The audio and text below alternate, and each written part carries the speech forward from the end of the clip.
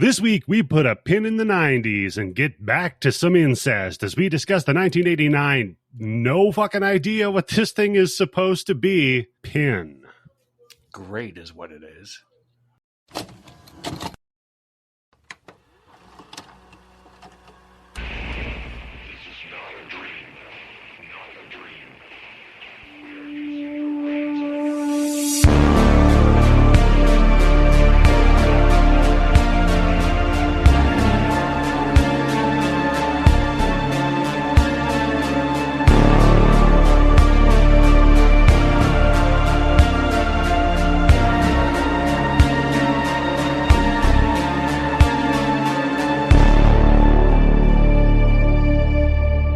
Hello, everybody, and welcome to the Bloodybits Horror Show. I am your host, Eddie, the Axe Jefferson, and joining me, as always, the night cleanup guy at the hospital, Tim Yobo. How you doing today, good sir? That's actually probably a good job, right? Union, it's not too busy. It's not too bad. Every once in a while, you get a Saracana. Oh, wait, that's not good. But, Tim, I'll tell you what does make it a little bad is when you are joined by none other than our favorite naughty nurse. It's Candice. Pin me to the table. Oh, my God. So, folks, we are taking a slight detour from our 1990s podcast. Yeah, emergency. We got to go back in time. We've promised to do. We're hopping in the time machine because let's get to this part first. One of you two watched this movie for some reason. Okay, let me explain this because I got to give a shout out. She beat me to watching this fucking movie first because I had this on my list as soon as I saw that cover for it. I had this on my. I think it was the first movie I ever requested for the blood bank was Pin. Okay, like years ago, and I was bored. It was Pin and it took all this time? Extra.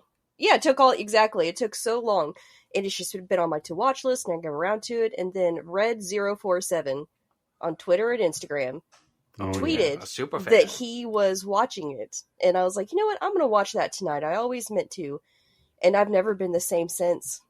And I immediately put in the host Discord, I was like, you guys have to fucking watch this. We need to cover this. This is a movie that was made for us. Well, shouts out to Red047 for suggesting this. It's sort of suggesting. Rare find. Yeah, so Candice watched it, told Tim he had to watch it. I watched it that night because I already had it on my list just from the cover of the DVD box, VCR box, whatever, and the brief description of it. And since I have that app, I don't think I've mentioned what it is. I get to see like weird screenshots from movies, and I just saw a Pin. I was like, oh, yeah. The titular pin.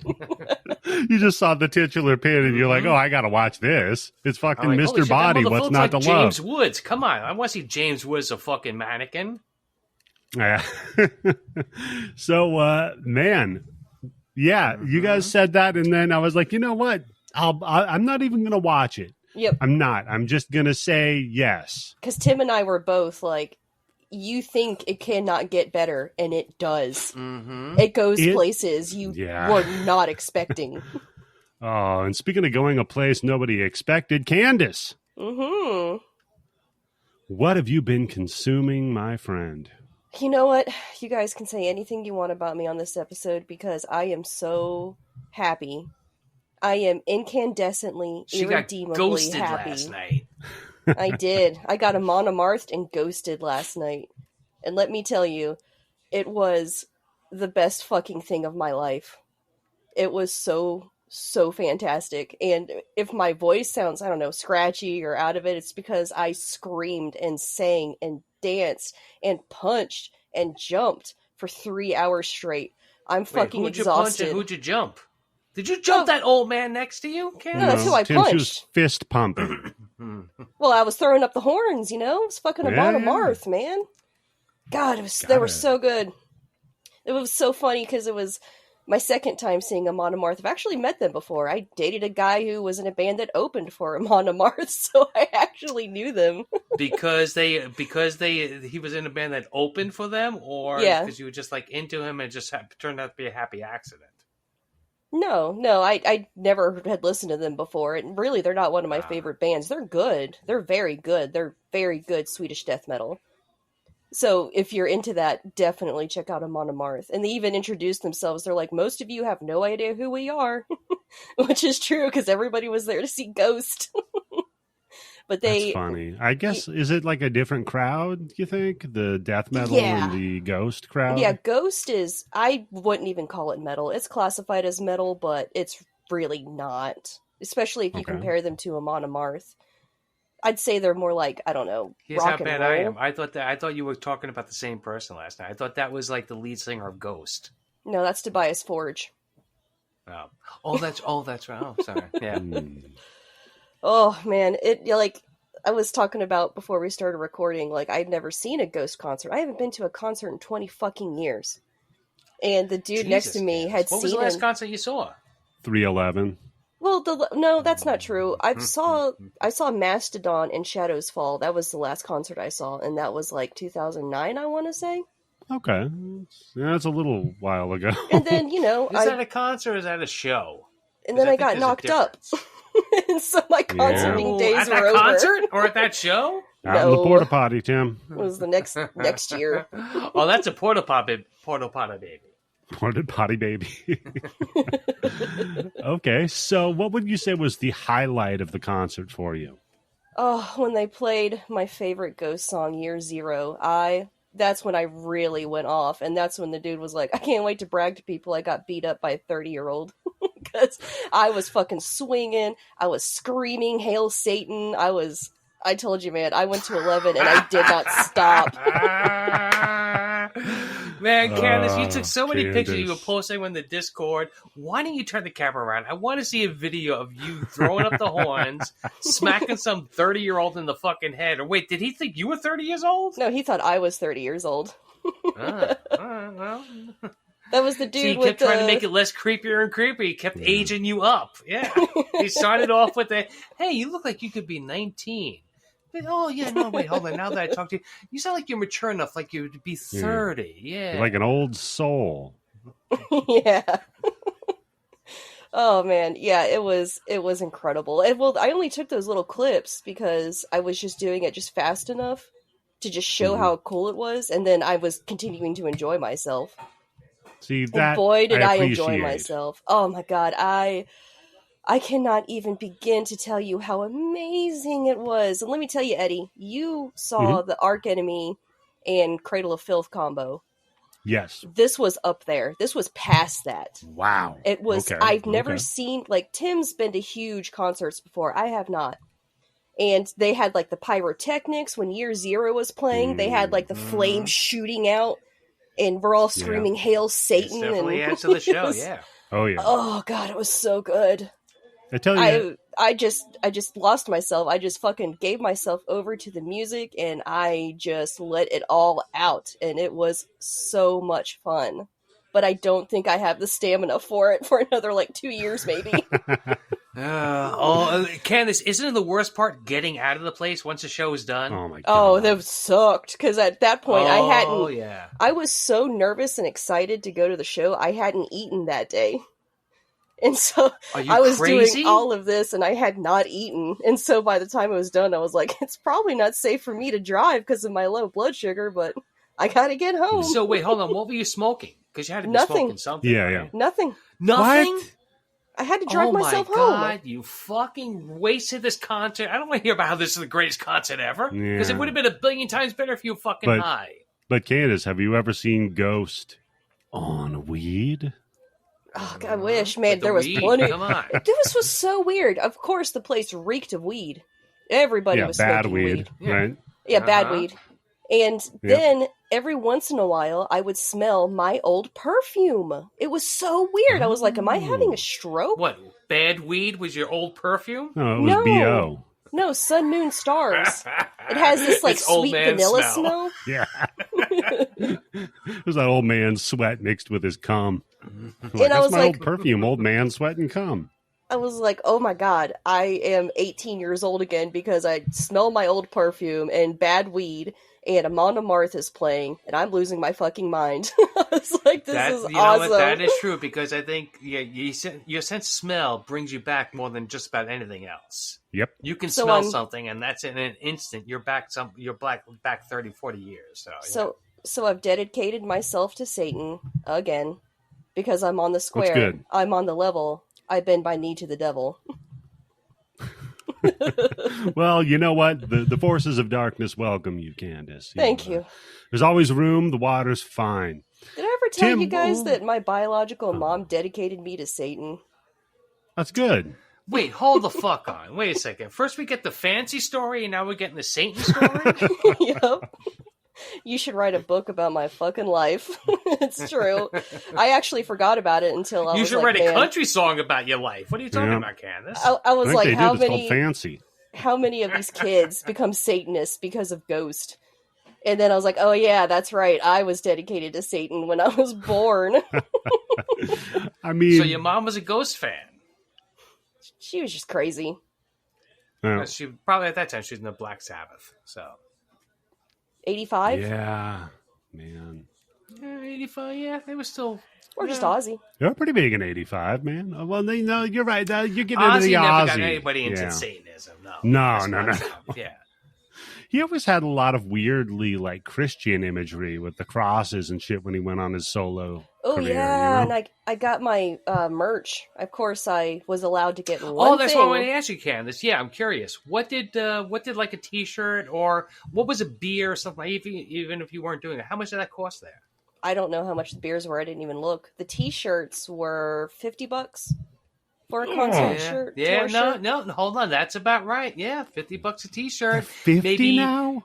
$80 to $100 for like a hoodie. Yep. And then they probably had like some like denim jacket or some jacket like that was like probably $300, right? I got my crucifix and I was showing it off to my kids and they're like, "What is that?" I was like, they were like, "What is that?" And I said, "Well, this is when I make my prayers to Satan. This is what I use. Yeah. We're a Satan family now." Mommy's a Satanist now. We worship the devil now. Go tell all of your teachers. In Missouri, that won't get around. Not only is she a Democrat, she's also a devil worshiper. Well, Democrat, yeah. Yeah. Democrat. Oh, goddamn. So, okay, Ghost and Amon Amarth. Sounds like a damn good lineup. Oh, man, just talking about the Ghost show, Amon Amarth, like I said, they fucking rocked the house down. By the end of it, everybody was a fan. Fantastic. They had the Midgard serpent. That's a tough thing to do, yeah. Like, they had people literally sword fighting on the stage and shit. Oh, it was so good. It was so good, you guys. Rules. You guys, if you get a chance to see this tour, you need to. I love when bands put some fucking effort into it and do some theatrics on the stage, I do, too. I love it. Yeah. It's fantastic. Well, yeah, I think it's gone are the days of, like... Well, I don't want to date myself, but from the 70s, probably even up into the 80s... Even probably into the 90s, where bands just like stood there and performed. Yeah, now, you gotta do I don't something. care. It doesn't matter. Even if you're the Grateful Dead, you better be doing a fucking breakdance, Jerry Garcia, in your grave. But I was reading because I didn't realize, like, we're surrounded by Ghost fans, and so we're all talking about like what about the music appeals to us, why we became such huge fans. And I didn't know this because I haven't paid attention to the state of metal. But I guess, like, rock music in general has plummeted in popularity. There are no huge rock bands anymore like there used to be. Rock is dead, like the Who said. But they're saying, and I read this online from Rolling Stone and shit, too. They're like, Ghost is the new fucking mega metal band. They're like, no one does stuff like this anymore.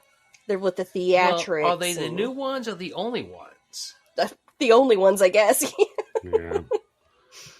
I don't know. I guess that's why I'm glad to see like pop musicians that are embracing Satan now. I'm glad that's getting into that. Or are they just being accused of embracing Satan? But they're using the trappings and the theatrics of it, which I love, and just pissing everybody off. Are you telling me that an artist is doing something that's considered controversial oh, no. at the time to get attention and to bring attention to themselves? Alert the press. Not according to Tobias Forge. According to him, it's all from the heart. Yeah. And yeah, that was the guy who was sitting next to me that I befriended. Like, he was also a card-carrying Satanist, and he starts... Candice's concert buddy, yes. And he starts, like, going off about, it's really misunderstood. It's not really about Satan. We're all atheists. I'm like, I fucking know. I've heard this enough times. Candice, give us old guys something, okay? Of course I listen to him. I think Terry, for a friend of the show, he posted something about why does every guy over 40 years old go into a bar and when like some 70s song or 80s song comes on, they ask the bartender, do you know who did the song? Oh, God. Although he did show me a picture of two people banging on the street in Glasgow, Scotland. That was his recent Europe trip. Yep. Wait, hold on. So that meant you talked to him about you being in Scotland, and he went, hold on a second. Was this you?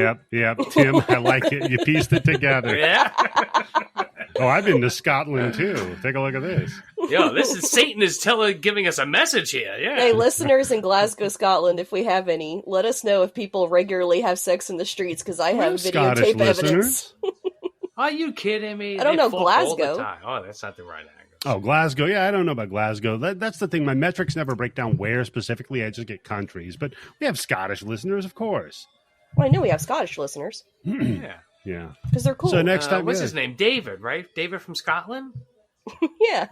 Yeah, David. David from Scotland. No, somebody's head just exploded down under. Yeah. He wishes he was from Scotland, man. Uh-oh. Oh, your wife's going off today, buddy. Yeah. It's Saturday night. It's a Saturday night recording. It's not Sunday. Oh, God, I love Saturday night recording. So what about you, Wait until Tim? she starts clapping when somebody wins. I love it. So what about you, Tim? What have you been consuming, my friend? Not too much. I was just going to give all my time to Candice because she had a big experience last night. Right. Oh, and there was something else I wanted to mention, too. And I thought it was not funny because it was a tragedy, but ironic. Was that, huge Ghost concert, and it was balls hot. It was 91 degrees. Tobias Forge. Oh, that's right. Yeah, I saw somebody saying about like how much they were sweating, but you Missouri fans made it the greatest show we've ever done. Exactly. Until the next state we go to. Even on the stage, he was like, "Is it me or is it fucking hot?" And he's like, "It's all right. We'll get through this together." That was the beginning of the show. Everybody went crazy, right? Oh, yep. Shit. Oh, at the end, That's cool when they do shit like that. He was thanking everyone, saying, "I couldn't do this without you, pointing at every single person he could. He's like, and then he like blows us a kiss and plays "Kiss the Goat," and I get up again, even though I'm sated and I'm tired and I'm sore, but I get up again because it's so fucking good, and I start dancing again. Candice, I'm sorry, but why are you sore? Because I was dancing for 3 hours, Tim. So yeah, you ever have like a long fuck sesh when you're like really tired and sore and you're happy, just so happy, and then you're like, I never want sex again, and then like 30 minutes later, no, that's always me say, you know what, I want this again. Yes, I like this feeling. Yes, it's cool. We're hiding. There's sirens. But yeah, covered in blood. Yeah, sirens. Thank you for putting me back on track, Eddie. My head is all over the place. It's okay. So I on the way home, I see this wicked lightning storm, and I think, oh shit, that's where my house is. Sure enough, I get home. A few hours later, we have a tornado. Just drive home to a rain cloud over just your fucking house. That's what you get, you fucking Satanist bitch. That's what I said. I was like, it's God smiting me for my devilish revelry. You know what you do then? You get in a bikini, you go out back, and you fucking get drunk in the rain. Just cuss out God. Tell him to eat your ass. Dare him to hey, you know what, you son of a bitch? Yeah, you don't got the fucking balls. I say it's a tragedy because the neighboring town is the one that got hit, and they're actually in a state of emergency because they were so fucked up by it. Oof. Well, I guess God's aim's off that night, did they? Yeah. I guess Satan protected your Exactly. town. Satan was protecting me. Oh, man. So, Timmy, you didn't consume anything. On the other hand, I've watched what might be the funniest movie I've ever seen in my life. Pin? Well, Pin, but before that, I finally got around to watching fucking Step Brothers, and holy shit. Oh, my God. That is the funniest fucking movie, Tim. Have you seen it? A long time ago, yes. But how the fuck do you just get around to watching that now? Because I'll tell you what was going on, Tim. You should watch Something About Mary if you haven't watched it. I've seen that one. That one's all right. It's not as funny as this. I'll tell you what, though, Tim. Adam Scott's character in this, the fucking brother, he is so fantastic. At just being a douchebag fucking is that the guy asshole. That's like from not 30 Rock, Parks and Recreation. Parks and Rec. That Apple show. What is it? I don't know, the Apple show. Yeah, he was the brother that Severance, sabotaged him. Yeah, it's fucking great, dude. Go check that one out if you haven't yet. And the next thing is Baldur's Gate 3. Oh, who'd you fuck, or what did you fuck, or who'd you fuck with what? I installed it. I'm going to be fucking tonight. It's just going to be an all-out fuck fest. You're going to turn on your Xbox and be like, tonight, you... It's just going to be... It's not an Xbox, is it? No, it's not actually. Not it's yet, on because it's PC saying that they can't do PS5. something with the Xbox S, Yeah, it's PC, PS5 only. But that's okay. So, here we're going to go to Pin. You've all heard our fucking history with this one. Written and directed by Sandor Stern. And he is a heavy hitter in the world of made-for-TV movies, and it shows with Pin.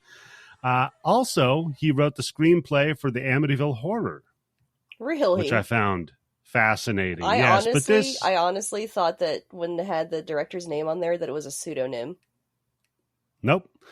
And this is based on a novel by Andrew Niederman, who should be a little bit familiar to a couple of our listeners because he wrote the novel that the movie The Maddening was based on.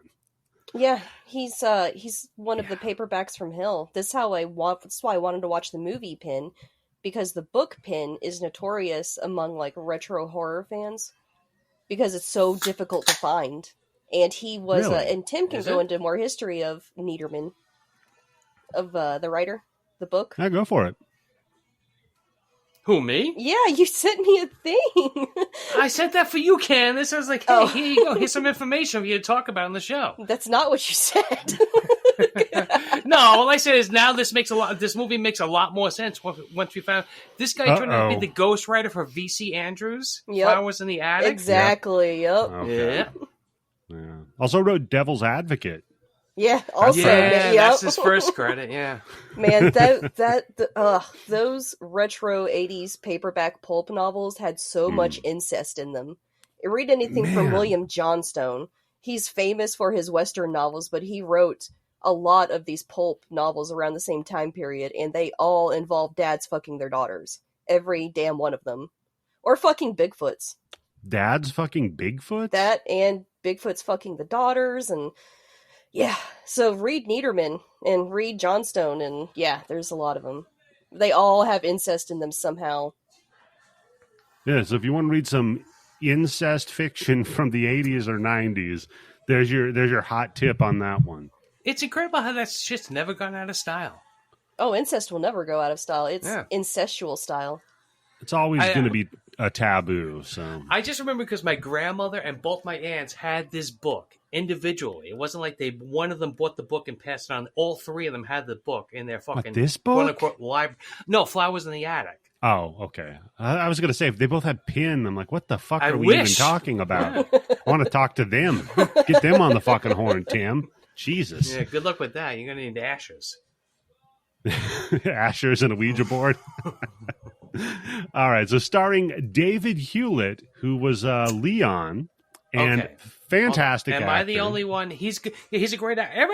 Everybody in this movie is a great actor. Oh yeah, I have this in my notes. This movie wouldn't be so fucking good, but everybody sells it. Everybody is sold on their characters, and they play it as beautifully as they possibly could. Okay. Oh, Eddie it's a disagrees. Cross between Robert Pattinson and Peter Ducey. Peter Ducey? From Fox News. Yeah, I don't watch Fox News, Tim. Look it up. You'll see. It's a combination of these two, yeah. There's also Worth from the movie Cube. You've ever seen that? Yes, that's right. He is, yeah. That's where they're playing chess or something like that, right? On that one? Or is that the third one? No, that would be the third one, Tim. Okay. This is the first one. So he we also have Cynthia Preston playing Ursula. She was the voice of Zelda in all the animated Zelda cartoons. Yo, holy shit, this lady's got a fucking career. She's like acting up until like 2019, and she's been in X-Files, Friday the 13th, the TV series twice. Everything. All of these people are big TV actors, man. Just like I went through their Internet Movie Databases to see if they'd been in anything we covered, yada, yada. Not so much, but everybody was just in a ton of television. Oh, and are we going to mention the stepfather, Terry O'Quinn?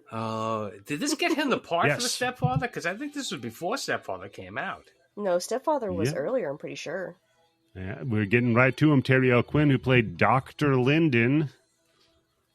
He was Sheriff Joe from Silver Bullet. If you can... Wow. Holy fuck, that's right. Yeah. Well... Yeah, so those are my notes. Those are my people I feel like calling out. Anybody else? Oh, 1987, that's it. Sorry. That's when Stepfather came out. So this was after Stepfather. Okay. So yeah, you had Stepfather, then you have Pin. Right? I don't have a ton of production notes on this, but I swear to God, this looks like a made-for-TV movie, but with tits. Yeah. What happened? I don't understand your hate for this. It was made for Canadian TV, movie. so you had one tit in the movie. I didn't say I hate this, Candice.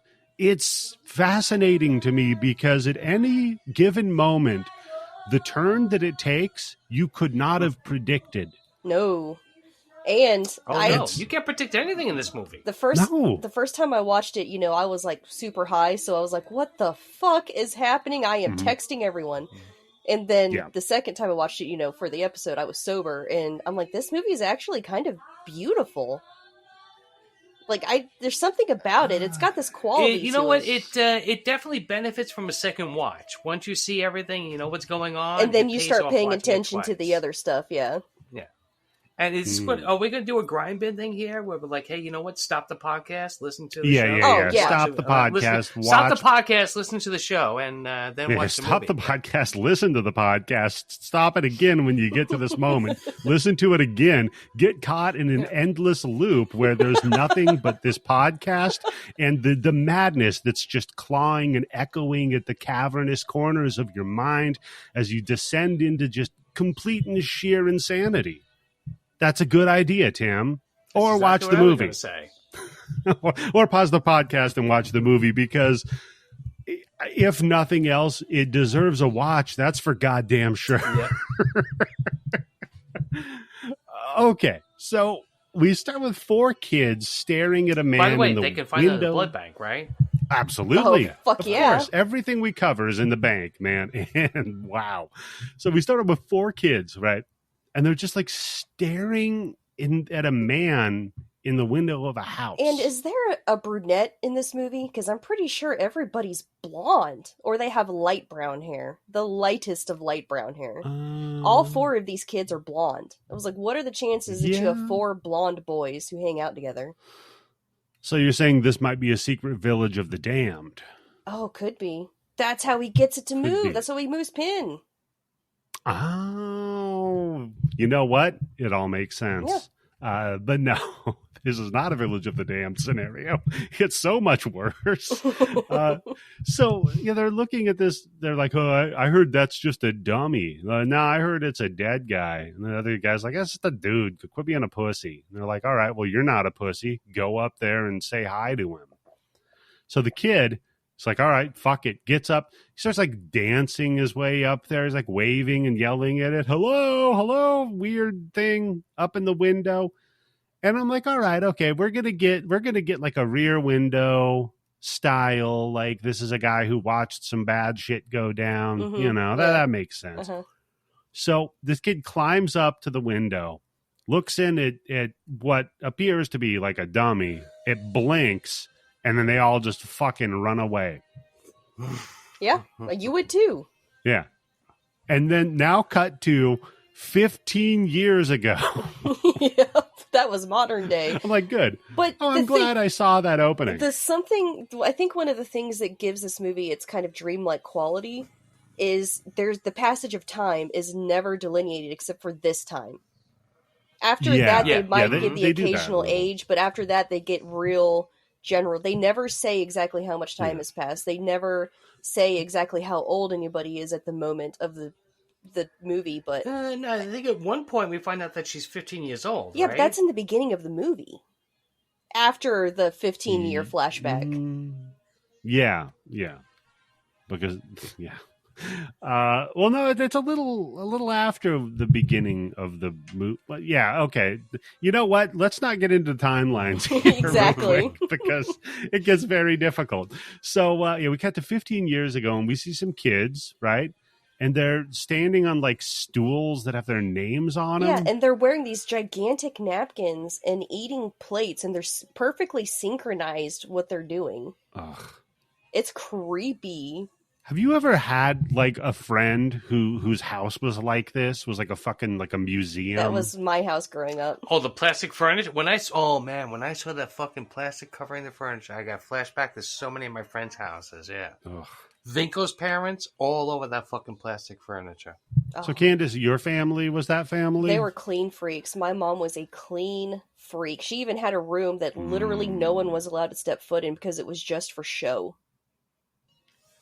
Why? I don't know. But how does that work? Yeah. How did anything get into the room? Well, this was like a little offshoot room by itself. You didn't have to like go through it to get anywhere else. Right, but you buy a house. Anybody who has an offshoot room, that's pretty good, right? I'd like to grow up in a house that had an offshoot room. Oh, go up in the house I did, Tim. Go ahead. You have fun with that. If nobody ever went in there, how much dust was on everything? No, she was the only one allowed in there, and it was just to clean, and she would like literally vacuum backwards so there'd be no footsteps, because if one of us put our foot on there, like a hitman, holy shit, and you could see a footstep, your ass was grass. Like, you were gonna be hurting. I would have driven your mother insane. I just realized I would have done. Go ahead. Well, how would you fuck with Candice's mother on this one? Because I would take her shoes out of the closet and put them on my feet and make those fucking footprint size. I'm like, hey, look, I'm 6 years old, Mom. Look at those fucking size of those feet. Was you. Go outside and stomp in dog shit and track it through there. That wasn't me, Mom. The dog put your shoes on, shit on them, and then walked in. That's why there's 4, see? No, I probably would have done what Will Ferrell does in Step Brothers and went in there and rubbed my balls on everything. Oh God! So yeah, they're just in this like insane Stepford Wives, crazy like gross. Everything is sterile and clean house. Yep. They're like afraid of the cookie crumbs. Yep. And his mom's just down there below them, sweeping up the out there. If you want to raise your kids right, this is the way you do it, right? Yeah. You'll see what happens to the kids. They both spin out in opposite directions. Well, I mean, maybe one day in the future you want to be interviewed on a true crime podcast. This is how you do it. Yeah, if you're a big fan of true crime, just raise your son like this. See what happens. I don't know why he did it. Yeah. I have no idea. He was always so quiet. He just played in the tool shed. Corner,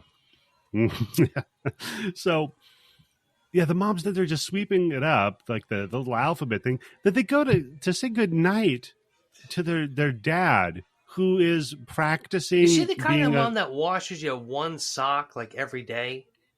What? Washes your one sock every when you're beating off in? Is that okay? That was a joke. Sorry. Oh, but they don't have the need yet. No, they haven't had. Oh, that's right. Oh, that's right. Yeah, that's true. You got me there. So the dad, he's a doctor, but he really wants to be a composer or a concert pianist or something. Yeah, something. Yeah, but dude, you made it. You're a doctor. And apparently, this family's fucking loaded. Like, their kids never have to work again if they don't want to. He's the number one doctor. There's 6 other doctors, and they're all underneath him in this town, right? So he's making bank. Yeah. It's in Canada. True. Doctors in Canada don't make a lot of money. Wait a second. This whole thing is like blowing my whole shit. They clearly also probably comes from money. Like, it's clearly like a family thing. Yeah.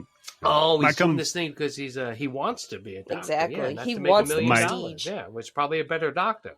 Might come from the mom's side, maybe the wealth. Maybe Could that's be. why she's so up her butt about keeping everything pristine. Yeah, but she wouldn't clean herself if she was for That's money. a good point. That's what you have the help do. That's a good point. That's why you So, knock But off the help the can't do it right. Yeah. Fair. So now then Dad, like, they're like, all right, Dad, we're going to bed. And he's like, good. Now I'm going to start doing that cop shit about having you do the alphabet backwards. Oh my God. What the fuck? Yeah. Like touch your nose? Yeah, what the fuck? He tells her to count to 10, so she does. Tells the kid, count backwards from 100 by sevens. Plus he gives her a weird kiss. Yeah, that's a weird kiss. Not a big fan of that one. I have 2 daughters. That's not going on. Yeah, counting to 10 at that age, not that big of a deal. I'm sorry, right? Well, he said that Shit, she I wasn't got in school 10, yet, motherfucker. and that he was. Yeah, And that's why so- he had the more difficult question. Right. So she's not 15 here. We'll get to that. Yeah, she's If not she's even 15, school numbers age. don't add up in this movie. Yeah. She's probably Yeah. like apparently 4 or 5 years old if she's not even school age yet. So then we go to the next day, and the dad has his kids at the doctor's office checking out another my kid. God. Just violating HIPAA regulations. No, left, right, and hold center. on, Eddie. No, because 2 kids are better than 1 nurse in the room, right? Oh, yeah. Oh, you think he's giving him the double doogie? What? Doogie Howser MD was a kid that was a doctor, Oh, so he brought both of his kids in, but there would be 2 doogies, so giving them the double doogie. That's Wait, Doogie Howser had kids? yeah. Doogie Howser had 2 kids. There was Dougie and Doogie Jr. You're full of shit. Not falling for it. This is so burned by my shit. I love it. No, so they're taking the kid's temperature, and he's all like, "Hey, Pin, you want to take bets on this kid's body temperature?" And I'm like, "Wait, hold on, pause. What's Pin?" And then we see Pin, and Pin is Mr. Body. He's a transparent teaching Is dummy he for Mr. Body? doctors. Because I don't remember being able to buy this kind of Mr. Body even in the 70s. I mean, if you had to describe Pin, it's an anatomically correct, clear-skinned dummy, I Yeah, guess. a I don't- teaching Yeah. tool for doctors. Some kind of erect, yeah. Correct. Yeah, and it's Or clearly an erect, yeah. adult male with what sounds He's- like a full-on erection. But you Yeah. don't see because it's no. Hold on. Here's the problem I have with this movie: hold on. Is this thing a grower and not a shower? Because when we see him, he's got a towel across his lap, but later on, Okay. No, I bet I there's know. something there. I right? bet I know. I bet he like moves up and down like his head does. You know, to like Oh his movement my up god! and down to see the scrotum and Candice, stuff. Holy fuck! It's like an 8-point action figure, but it's a Exactly. 9th point. Completely movable parts and penis. And he's You got can that move kung all fu this tip. joint. It's fucking great, man. So then the dad's doing like ventriloquism, and he's like, "Oh, I bet that kid's temperature is only 104." But And you the know, dad's I like, just want to say this about this movie: it doesn't do, especially in the beginning, it doesn't do a good enough job conveying that he's doing ventriloquism. right, Because you 'Cause don't they really ADR see, it. you don't even see like yeah. his lips aren't moving at all, not even a little bit.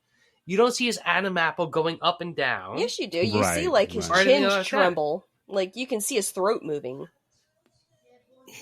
Come on, the kids aren't even looking at him. At that time, if you're a fucking professional ventriloquist and nobody's looking at you, just fucking go full hog. Plus, like Well, plus, I think it's kind Pin's of. lips aren't moving. I think ventriloquists are That's creepy. true. How the fuck did they do that? Hey, Yeah, that's true. It's Yeah, creepy. I mean? mean, like for real. Hold on, let's see. What's that whole thing with throwing your voice? Is that a real fucking Yeah, thing? how do or they is do that? bullshit? How do they do that? That's magic. It's black magic, It's- and I don't want anything to do with it. well, yeah, it's No, like a because magician. hold on, you Candice, don't- because see, you're just old enough, I guess, to figure out. Remember that. That was the thing with being able to throw your voice, like in Yeah. the back of the comic books, like buy this Yeah, book, yeah, with yeah. teach You buy the ventriloquism, little- and throw your voice, like, hey, like Yeah. you could do something like I don't know, like a fucking. Well, you guys both know I happen to have a ventriloquist dummy. Yes. I've taken lessons in ventriloquism. can you actually do it? Do it right now. I dare you to right now on this podcast do the What, ventriloquism. throw my voice? Yeah. The throwing your voice is a real thing, by the way.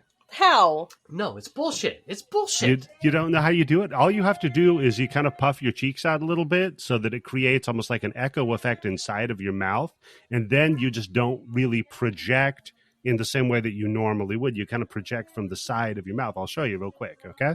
I don't think So it's all going you to have work to on do a is like, microphone. I'm talking to you, right? You can hear me, you know? Uh-huh. But then what if I'm all the way in the back of the room? Oh, wow, that's amazing.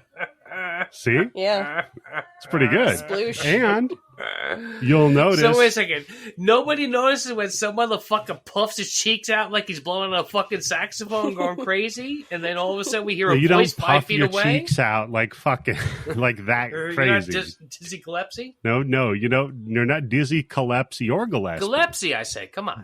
Gillespie? Whatever. Ugh. You're not dizzy Callispo. You're In the Ghost show. no, you don't puff them out. There's that a far. Ghost song that has a saxophone solo, and it was so amazing how they revealed the saxophonist because he's one of the past papas. Okay. Yeah, like Ghost- Papa Murphy. No, or Papa Emeritus. Papa Smurf? That's like the new incarnation that Tobias Papa Boner? Forge's character goes through. And so, like, the guy who plays the saxophone is one of the past papas, and so they, like, pretend to resurrect him, and they got, like, flame shooting out of it and sparks and stuff. Did Pop you go that see pussy? a wrestling show last night, Candice? No, it was Ghost. Okay. You should go. You should see Rammstein if you like the pyros. Oh and my shit. god! Holy fuck! They were yeah. scaring Was the it shit somebody out was of getting me. decapitated. Like, yeah. those motherfuckers were loud, and they went off at random moments, and it kept scaring me every single time. I would, like, jump and scream, and not in, like, the fun way. You're so going to be one of those people on the fucking neighborhood app that every time like a muffler backfires, you're like, oh my god, somebody next door is firing off an M16 and we're all going to die. No, that's not it. I live in the country. I hear gunshots First of all all, the fucking nobody time. shoots an M16 anymore. Get with the times, Eddie. Yeah. No, that's what they say on the fucking app every time. And yeah, what I always like doing is lately I've been like, sorry, that was just me blowing my wife's back out. Oh. Or occasionally I'll just say like, sorry, I went to take a piss and I didn't catch it before it hit the ground. Wait, so hold on. Are there a lot of people in your neighborhood who are complaining about people shooting off M16s? No, it's somebody like a firework will go off. Yeah. And then every old fucking biddy in town is like, oh my God, they're blowing up the world. Yeah, Because they all like... just ignore them. Humans have become like fucking fainting goats. I swear to God, man.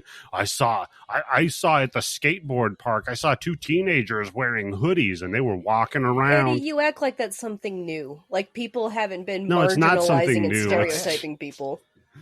It's just just whatever it hilarious. is. It's not old. It's not old. Everything old is new again, like I said. Right. And it just changes what people are pissed off and scared about. No, it's hilarious. That's why I love going in there and fucking with those people. Just make them even more paranoid. I hope they have a heart attack. It'd be great. Playing the long game. Heart That's disease. right, baby. Some So- kid's gonna do that shit to you in 30 years. So see how the you handle doctor kicks the kids out, and then he talks to Pin by himself. Mm-hmm. And I'm like, what? Wait, what the fuck is going on here? So now we cut to Mom at Which, home. by the way, I said in the that fucking thing looks like James Woods, doesn't it? It kind of For does real, look it like looks like James Woods. it kind of does. Look at it. Look at it. Look at it. Remember that shit. Watch that shit. Yeah. Hopefully, people just finish watching the movie and then listening, Yeah. coming back and listening to the podcast. So That shit looked like James Woods. you know what, Tim? I'll stop you here. And I'm gonna tell you, all the listeners, go out, do a double feature night. Do Pin and Videodrome. Oh no. I think that's like a perfect double feater Be night. sure to do You just acid lose your before. mind. Oh God, no! Don't do that. Do not do that. Like I said, I oh God, I made my wife watch Fear and Loathing on acid. On That was acid? fun. Yep. Wait, hold on. Yep. What do you mean you made her? What was the part that you made her? Giving her the acid? Did you make her do that? Yeah, I making her slipped acid watch in it her after- food, and then I strapped her down like a Clockwork Orange, Tim. Yeah. So that was what, the first Yeah. date or second? That's the movie that brought us Adrenochrome, right? Adrenochrome, Yeah. yeah, that was Hunter S. Thompson lied about there being a drug called adrenochrome, and now all the Adrenochrome, Q yes. fuckers, yeah, fucking idiots. So we go to the house now. Mom notices there's some dirt on the floor. And then she's like, what the fuck? Where'd this come from? Was it that fucking Henderson kid? And I'm like, what Henderson kid? God, yeah. And then she just whips around and slaps fucking Leon because he says, what did he say? Oh, you should wrap him up in plastic before he comes in the house. No, he goes like, why don't you just like steam sterilize him right before he comes into the house? Yeah, because she said he looks like he has first slap. She said he looks like he has diseases. He's dirty and diseased. Yeah, what the fuck? Yeah, so she slaps the fuck out of Leon. And says, why did you make me do that? So you can see what kind of family this is. You know what, classic? You know what? You gotta take your hats off because that line is a fucking classic and it's worked for 1,000 years and it'll work for the next 1,000 years too. Why'd you make me do that? I wouldn't hit you unless I loved you so much. Yeah, that's right. You make me crazy. I can't do it. I can't help myself. Yeah. Yeah, if I didn't care about you, I'd just ignore you. Now, get out of the room. I'm going to drink beer and play Xbox. Yeah. This dude shit, So then he's all like, all right, fine, I'm leaving. He goes out, like, I'm going to go for a walk and hang out in the town where I'm really popular with all the other kids. So he walks up to a park, and these two kids they throw a ball to him. They're like, hey, why don't you play ball with us? And he's like, I can't because I might get my fancy pants all dirty. Little fucking Lord Fauntleroy. He is a little Lord Fauntleroy. Robert Pattinson Jr., yeah. Yep. And so they're like, all right. And then they just call him the F slur. They're like, whatever. Boop. And spaz, which is also not a good one. Yeah, that's an old term. Yeah. What? I've never heard anybody say it anymore. I didn't realize that was why. Really, Candice? You should listen more at work when you leave a room. Jesus, Tim. Sorry. God damn, Tim. Tim came for violence today. Oh, goddamn, dude. That's all right. I'm still in my ghost high. It doesn't matter. You'll get me back next week. Yes. Yeah. I'm just dunking on Candice. Candice gonna get me back next week. She's like, hey, you know what, Tim? Let's just give you 5 minutes. Count down from 100 by 7. Yeah, backwards. Yeah. Oh man. So, dude, my fucking kid had his end of grade testing done, and he did like 580 in math, and the highest score you can get is 580 in math. So now I'm like, motherfucker. Yeah, I was like, God damn. Keep that kid. He's going to make money. I was like, I wonder how high that score would go. Like, if it never ended. Like, how much higher was it? I don't know. Well, if numbers never ended, then they would probably just keep going forever, Candice. I bet he could answer that question, Candice. This is why you didn't get a 580 in math. Oh, man. He gives me such shit. He's like, because mom's bad at math. God, he gives me so much shit. And then he points out all the times that I was bad at math. Ask him what the square root of 69 is. And see the smirk on his face. Because you know what, Candice? I can picture the way that, yeah, exactly. If he's that smart at math, and he's already that smart mouthing with other shit like that, as soon as you said, what's the square root of 69? He's just going to be like, yeah, he's also going to be tall. Laughing. He's actually tall for his age. He's actually only 1 inch shorter than me. Are you sure you're his mom? I know. He's blonde-haired and blue-eyed, too. Huh. Interesting. So, fucking, they're like, all right, we're not going to fucking play with this douchebag. So he's like, all right, well, I'm just going to go to the doctor's office and talk to Penn. And so he sneaks into his dad's office to talk to a dummy. That dummy. Not his dad. The other dummy. Dummies don't usually creep me out, but this one's really fucking creepy. Just by looking at it. This is like fucking Hellraiser, right? Yeah, maybe because it's a dummy with no skin. Yeah. I think it's that and the eyes. The eyes are so fucking creepy on this thing. Mm-hmm. Oh, my God. Like James Woods, yeah. So he walks in there, and then I'm like, okay, and now pause the movie if you're watching it while I talk. Pause the movie. Take a guess what's going to happen while the kid's in here talking to Penn. Because I'll tell you what I didn't expect. I can tell you this. As soon as I saw the look on her face, as soon as I saw that look, when she gave that side eye, she's like, is there anybody in it? I'm like, holy shit, she's going to do it. She's going to fucking do it. Yeah. I didn't expect Blue Velvet. I didn't expect Silent Hill 2 with Pyramid Head. I didn't expect that this kid was going to have to hide behind a little modesty curtain thing and watch the nurse fuck. Pin. Get her pussy fucked. Not like by the inanimate dick. She's putting a pin in her. God damn it, that's my note too. I beat you to it, Candice. That's right. But the build up to it, because she like comes in and she's doing her duties, and then she like looks at Pin and kind of smiles a little bit, and I'm like, oh, that's weird. Yeah, that's right. Holy shit, she's done this before, because she's like looking at that, she's like, oh yeah, that's right. Guess what, motherfucker? You're always ready. Yep, that's right. And so I gotta crank your left arm 3 times to get you erect. She closes the door, locks it, comes over to Pin, like tilts his head up so he's looking at her, and then like slides the blanket off of his lap, and like looks down and smiles. About this right now. Yeah. I gotta cool you down, Candice. You're getting a little too high. Well, that's an oldie. My question is, doesn't he have a tongue? I assume so. He should, yeah. If they put a dick on this goddamn thing, they should have put a tongue in his mouth, right? And you would think, the logical next step would be she's going to, like ride him in the chair, but instead she picks him up and walks over to the table and lays down the table and puts Pin on top of her. And I'm like, what the fuck is happening? Doing that missionary. Come on, Candice. Candice, anything other than missionary, sacrilege. Come on. It's a good point, Tim.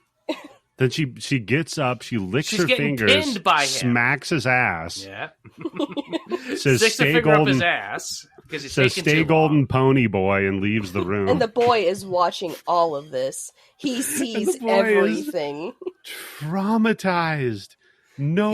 Let me tell you, those are the widest fucking eyes I've ever seen go, right? Yeah. That kid actor was pretty good. He just like fucking they dilate. Good kid actor. So, okay, that's fun. Yeah, where do we go from here? Where do we go from here? This is a very good question. Hold on, because Candice and I both kind of hype this movie up for you.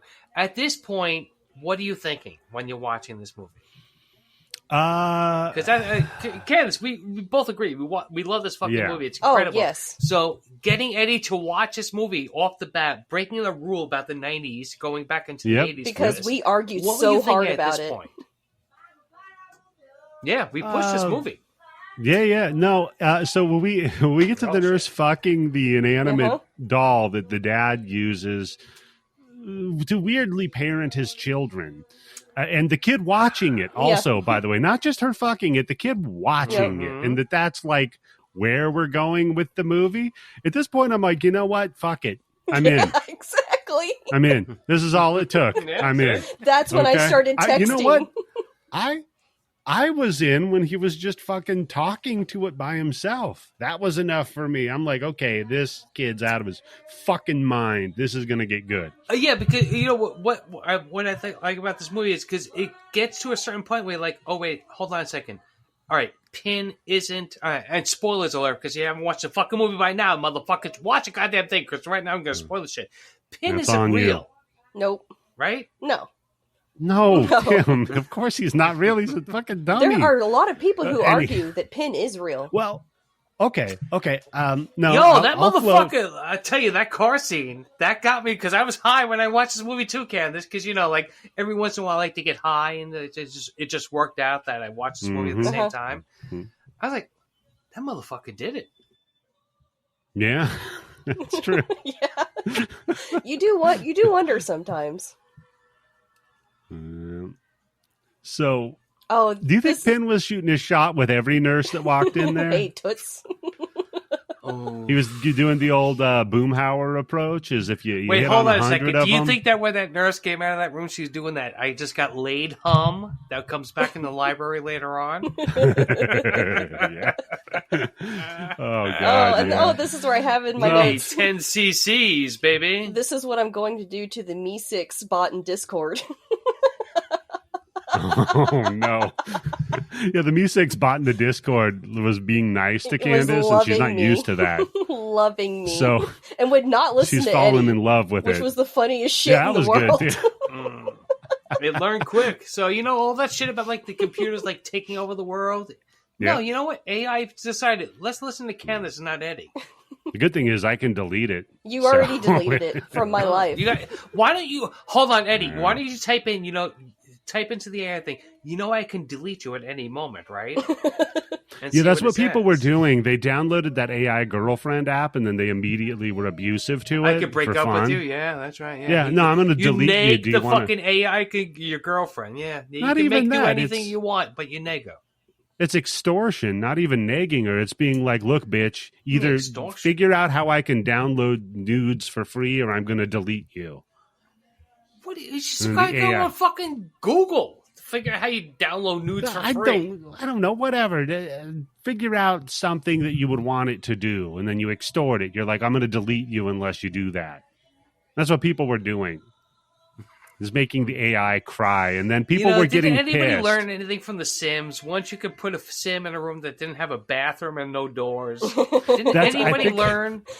I remember there was some statistic that it was like men on average played The Sims for like an hour and a half, where women on average played it for like 40 hours. Man, I know so many people who never play any video game but The Sims. They have this one Sims game that they love, and they never play anything else. Yep. Yeah. That's if my wife's not playing the new Zelda game, she's on The Sims. So gross. Is she locking you in a room with no bathroom and no doors? She's got like just torture dungeons filled with reproductions of me. that she's killing them, milking some of them to keep making more reproductions. Yeah, that's why we're married. Exactly. We get along swimmingly. So now, okay, where do we go from here? Right? Yeah. With the Pin getting fucked while Leon watches. We cut to his sister's birthday party. Oh, and I have at this point, did anybody else think she looked like baby Drew Barrymore? Oh, no. See, hold on, Candice. I'm going to get even more old than you. She looked like, I think the character's name was Julie on the Newhart show. No idea. Yeah, you're probably right, Tim. I'm going to stick with baby Drew Barrymore. Going to get that. Yeah, we'll stick with the Drew Barrymore and not the fucking Shirley Temple reference, Tim. We're not going back to silent film era to fucking reference anymore. Silent film era? Fuck. Minstrel show. So they're all like, hey, it's your birthday. Pin got you a gift. I'm like, why? Okay, hold on here now.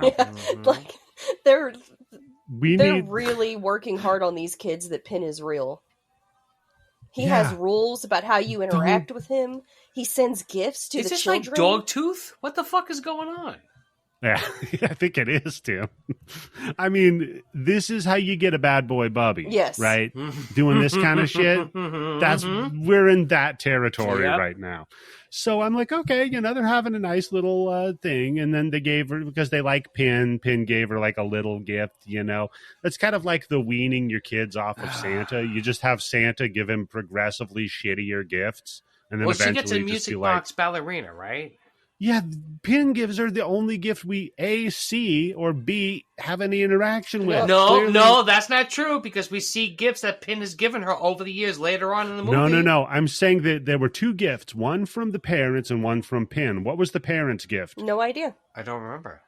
Yeah, no clue. Fuck the parents. It's all about Pin. Yeah, Pin is the color forms. Get the fuck out of here. My wife, no shit. My wife and I, when our kid was old enough to like give her presents and talk about the Santa thing, my wife is like, well, whatever Santa gives her has to be shittier than what we give her. That's the compromise. That's true. Yeah, that's true. Yeah. That's right. Because that guy's real, but he's a fucking cheapskate. Look, he's real, but come on, he's got fucking like a billion kids to give gifts to. It's not made out of money. Yeah. Look, we got you Xbox. He just got you a controller. What a piece of shit.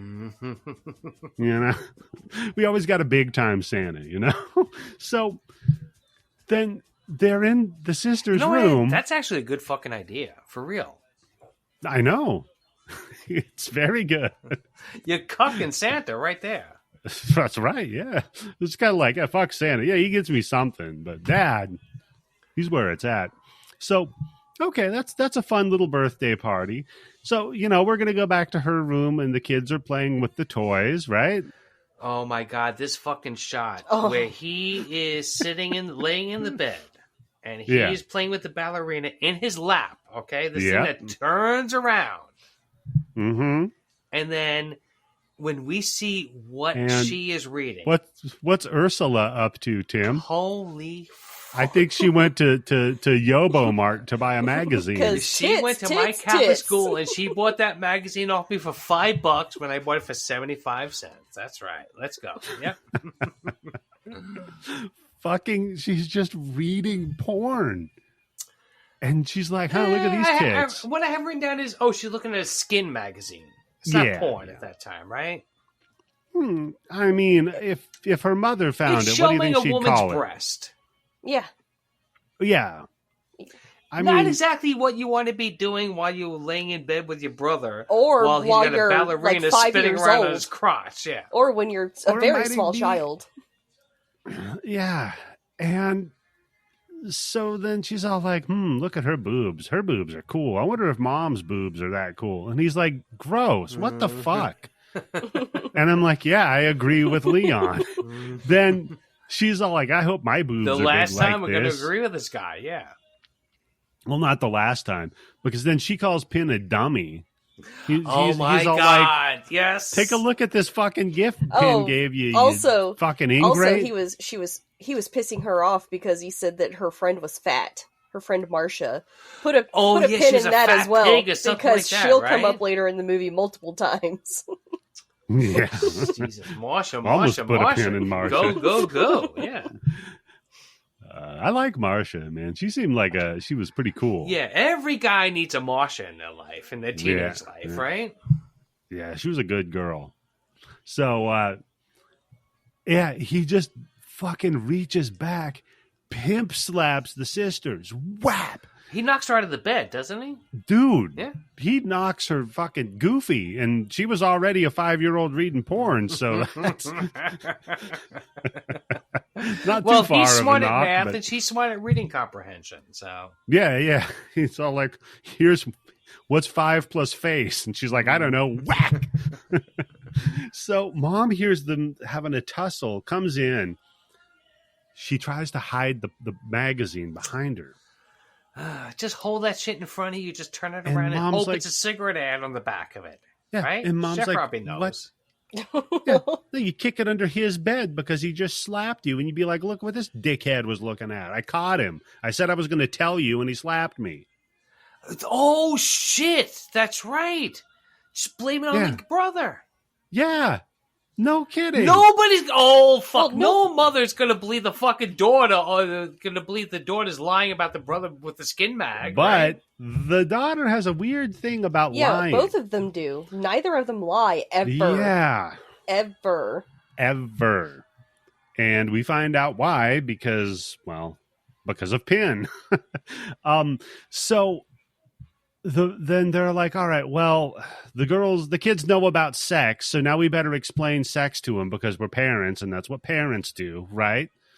So, how do we explain sex to our children? That's a good way. How can we do it but not be embarrassed by ourselves? Yeah, right? Make it as sterile as possible, as impersonable and detached from us as people as possible. I know. Let's have Pin do it. Yeah, Here's a call back to a thing I heard in a Law and Order SVU episode. He did it to me, and he was like dental about it. What? And that's how they do this.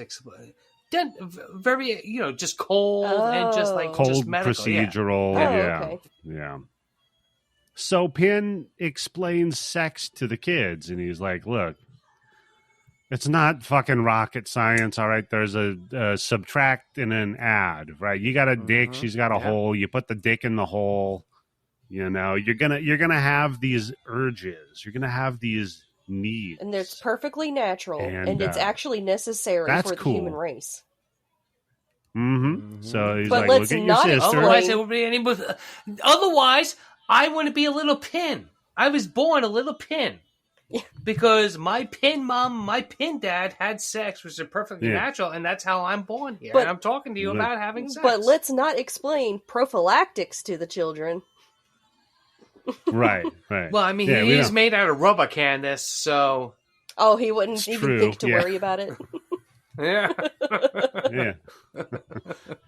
So then we cut to them later, and they're playing with toy cars, and Ursula's like, the sister's like, man, I can't wait to just get my fucking whole stuff. Oh my god, this is really again.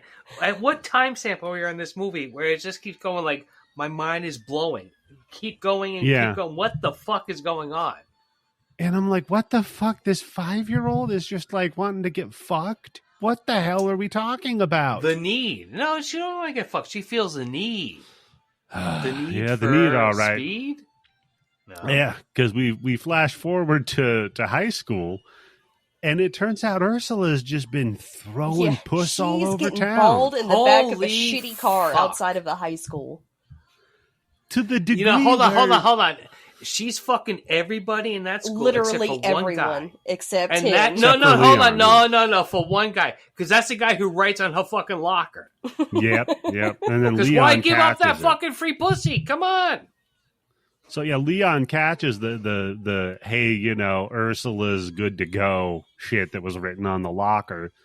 And I love how he tries to rub it off, and then he spits on his hand to try to rub it off. Yeah, and with that flashback, it's permanent marker, and how sex is talked to about with them, you really get the sense that the son is extremely prudish, and that the daughter is very free and open with sex. They're exact polar opposites. She got the message. Yeah. Yeah. Well, yeah, because the nurse came in after and showed her on pin how you take care of business. She made it look so appealing, So he's like, all right, I'm going to go looking for her. Wait, hold on. Did that nurse get pinpricked? Yes, Tim, yes. Sorry. See, not a running joke. I just thought about that right now. Otherwise, I would have said that 10 minutes ago. No, that's good. That's good that you brought that up, even though it also establishes that you can tell that the daughter knows that Pin isn't real, but the son is 100% convinced he is. Yes. The son is in high school. Yeah, because she's looking back at the dad while he's giving the speech. Yeah, and she can see his throat moving and stuff. Mm-hmm. Yeah. So let's hope it's his throat moving. Yeah. So he's looking around for the sister, and he finds Marcia, the friend. He's like, "Hey, Marcia, you're not fat anymore. Where's my sister?" Yeah. Marcia grew up. You're worthy of being talked to now. So where's my sister? And she's like, "Oh yeah, she's out getting plowed in the back of a car. You should go talk to her." And he's like, "All right, I guess I'll do that." Goes to the car. Opens the car door, grabs the dude while his dick is in the sister. Those windows had to be open. They had to open the front window and the front back window on that fucking goddamn car to get her legs like that. She is spread-eagled. Yeah, and I mean, I've pulled out before, but I've never been pulled out before. That seems jarring. Come on, that's what your fucking wingman's supposed to do, Eddie. Yank you out? Yeah, that's a good point. You're edging too much. Hey, do you think when that nurse fucked the pin doll that she did it to the tempo of Staying Alive?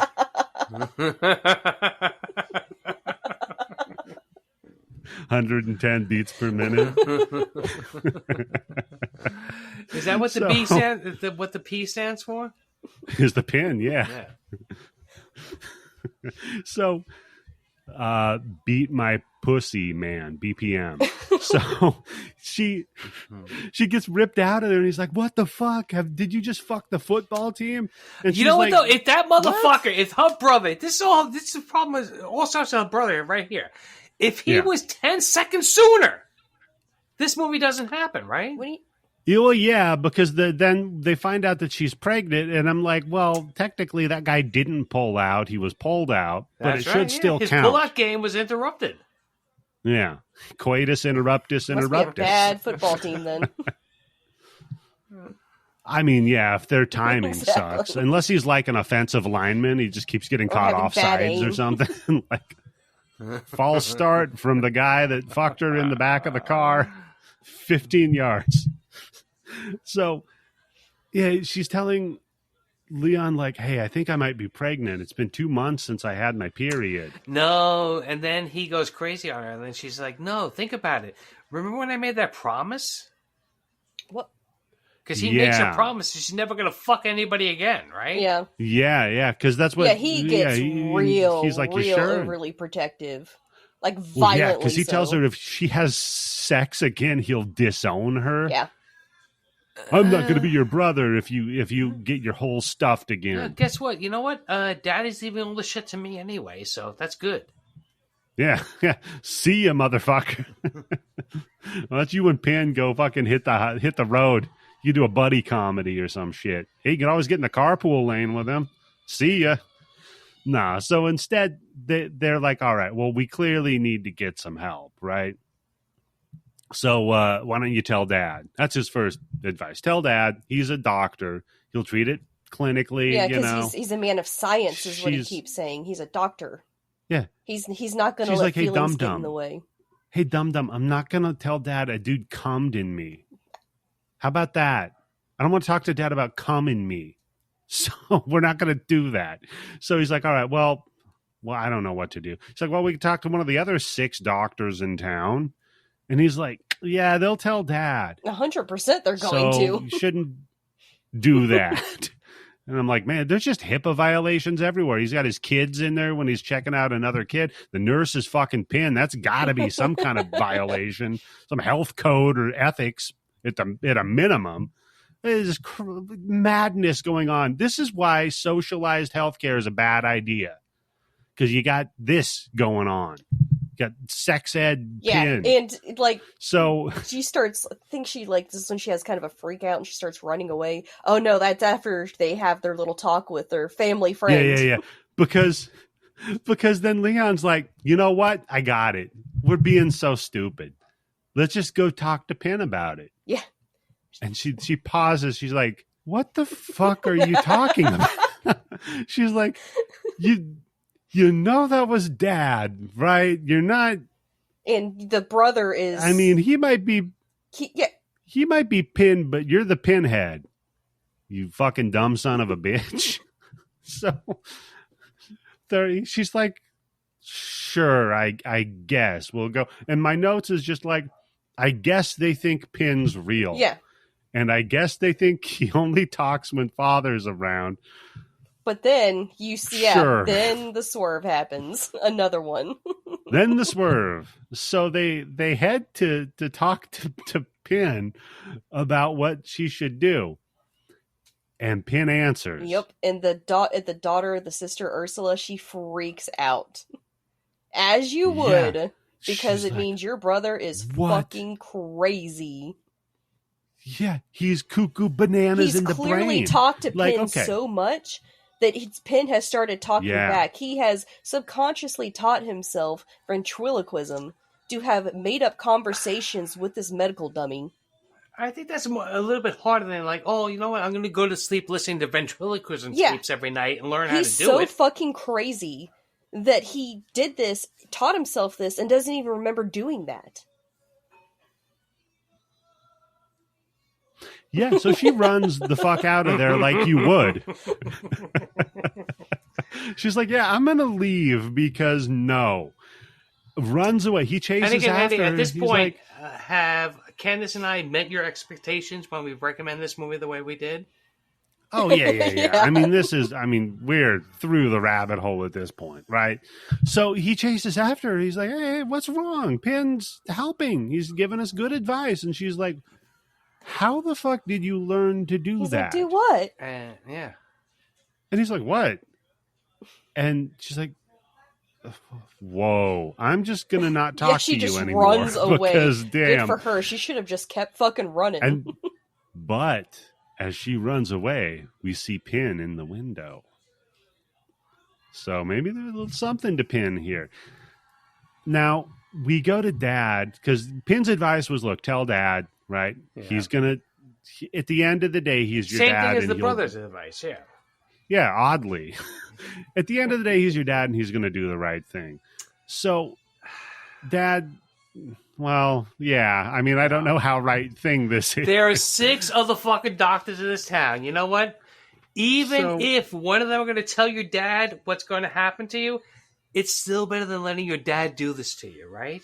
So, cut to Dad. He's so mad, too. With Oh, yeah, he's fucking pissed. So he's all like, cut to dad with her and the brother in the same room. And he's like, all right, well, get your pussy up on the table and open it up. You see him putting on surgical scrubs. He's scrubbing his hands. And he's like, I gave you the best chance you could. No one prepared me for this. No one prepared me for sex. I gave you a better education than I ever got. Which made me wonder how bad the sex was, that he's resentful for it. Candice, look at that mom. She's cleaning up all the time. There's no way you're giving that bitch a back shot. Yeah. Oh. Not getting that fucking... Yeah. Isn't that when the kids were like, I bet she sprays it with Lysol or something like that? Yeah. When they were talking about, you think mom and dad ever did this? And a Listerine blowjob? Oh, fuck. No, thank you. Oh. Yeah. More like icy knot. Motherfucker. So he's all like, all right, we're going to do the old baby no more trick. Hey, Leon, you want to scrub up and, help out here? And yeah, then like Tim just dropped his shit on the floor. That's what I did, because I'm like, what? He's gonna watch his sister get an abortion? The dad's gonna perform an abortion on his 15-year-old daughter and make the brother watch as a lesson. Mm-hmm. And so he's like, yeah, I don't want to see my sister's pussy in this context. Because he's sitting behind him. So the only one who sees it is the dad. Fair, yeah. So he's all like, I don't want to assist, Dad. I'm good with that. Thank you. So, yeah, the dad just gives his daughter a fucking abortion. And he's like, oh, by the way, don't tell mom or else she'd get mad, right, guys? Yeah, so not only are you having your father perform... when you get double charged... Oh, go ahead. Sorry, go ahead. I was going to say, not only is she having her she's 15 years old, she's banged the entire high school, apparently, she's pregnant, and her father is performing an abortion on her, and she can't tell you can tell he's going to make it hurt as a lesson. Like, and she can't tell anyone else about it. Like, imagine being that young and having that kind of shit happen to you. Wait, hold on a second. Yeah, let me see. I moved to Florida. I just imagined it right now. It's just horrifying. Yeah. Then we just get a pin in Leon life advice montage for a minute, because then this is our next, I guess, time jump to where Leon tells Dad, he's like, hey, Dad, I'm ready to go to the local college because I don't ever want to leave home or town. Yeah, well, during the time jump, that's when he wakes up his sister by, like, brushing flowers across her face. Oh, my God. The worst kind of flowers, too. They're like wildflowers. Give those flowers to your wife and see what happens, yeah. You think you got them out of the attic, Tim? They're, like, all dried up. He's scratching her face. Shit, yeah. Yeah, so he's like, yeah, Dad, I'm gonna go to local college. And Dad's like, you son of a bitch. He's like, you don't fucking do that. So he's like, I'd really kick your ass, but I have to go give a speech tonight. So it's like, okay, weirdo. So Dad loads up in the car with Mom, and he's like, I forgot my notes. I gotta swing by the office real quick and go get my notes for the speech. Because the son is having a crisis, who would be there talking to Pin at that moment? Yep. When in doubt, pin it out. So he's up in the office, and the dad catches him talking to Pin. And he looks horrified. Absolutely horrified. Yeah. And he is just like, if he only would have come 15 minutes later, he would have been really horrified. Pin would be pinning his son to the wall. Yeah. And he's just sucking Pin off. He's like, why does this taste like nurse pussy? And why do I know what nurse pussy tastes like? That must have been from kissing Dad goodnight, I guess. So Dad's like, hey, dude, real quick, get the fuck out of here now. We'll talk about this later, but don't let your mom see you leave. Yeah. I want to kill you when I get home from my speech. So I don't want mom to kill you. So you better sneak out, right? She's like, okay, cool. I'll sneak out. And then he leaves and dad just has this stare down. Yeah. And Penn. I'm thinking, what is Penn, at this point you're thinking, is Penn real? Because he's just a blank slate that everyone just echoes their desires off of. And, he seems to mesmerize people. No, I think what it is, Ken, I think the dad is realizing, wait a second, I fucked up by doing this whole fucking pin routine. Yeah. Oh, is that what it was? Yeah, by doing this whole pin move, I fucked my family up, and I don't want my wife knowing about that. So how are we going to cover this up? Well, why don't we get rid of Pin? That's going to go over well. So he's like, okay, he gets Pin, brings him down to the car. Can't Pin stand up, by the way? No. Is he always in the same position? No, his legs can stand up. I mean, the bitch fucked a missionary. Yeah, I don't think he was in a seated position. That's right. She didn't do a fucking reverse. He's an action figure. Yeah, he's posable. So then dad gets Pin in the car. The mom's like, what the fuck are you doing? And he's like, I'm going to use it for a visual aid at the speech. Shut up. And she's like, I don't want that thing in the fucking car. Yeah, she's freaked out by it. Look, you didn't bring the towel out, and that fucking thing's got a huge fucking erection. It's just driving me crazy. And it smells like pussy. Pin's got crabs, okay? It smells like nursing. I don't know a delicate way to tell you this. Pin's got crabs. So he's not coming in the car. So dad's like, look, I'll cover it up. I'll lay it down in the back seat, and we'll leave it at wherever we're giving the speech. I don't care. Because we got to get rid of it, clearly, right? Right, hon? We agree on that. Yeah. Pin, we're done with Pin. No just other when reason. You think when this movie can't get any crazier than it already is. Yeah. So they're driving off, and dad's like, fuck, I'm going to be late. And he just floors it. Yo, tire screeching. It's fucking rain on the fucking highway. Night. It's crazy. Yeah. The wife is doing the rally car hard left 100. Yeah, she's throwing herself around, right? Screaming that he's going too fast. Because he's swerving all over the road. He's driving like a fucking maniac. Meanwhile, the backseat Pin starts sitting up. Well, again, this is why I said this is why this movie pays off watching it twice. Because when you first watch it, you're like, what the fuck? But the second watching, with the way that he's turning the car and what he says... Yep. No, except for the sheet coming off, though. Well, yeah, the sheet coming off is a little trickier, but, so Pin just sits up. You know why that sheet came off? Because his dick was wet with the juices of the fucking nurse, and that brought the gravity of the fucking linen down, so, yeah. So, Tim, what you're saying is that much like the album, Pin is slippery when wet. That's what's going on. Got weighed down with the juices. Yeah. So, fucking, and the dad, it's like the telltale Pin in the backseat because he's driving and he looks in the rear view and he can see Pin moving and the mom's freaking in the out. Rear view mirror, just staring at him.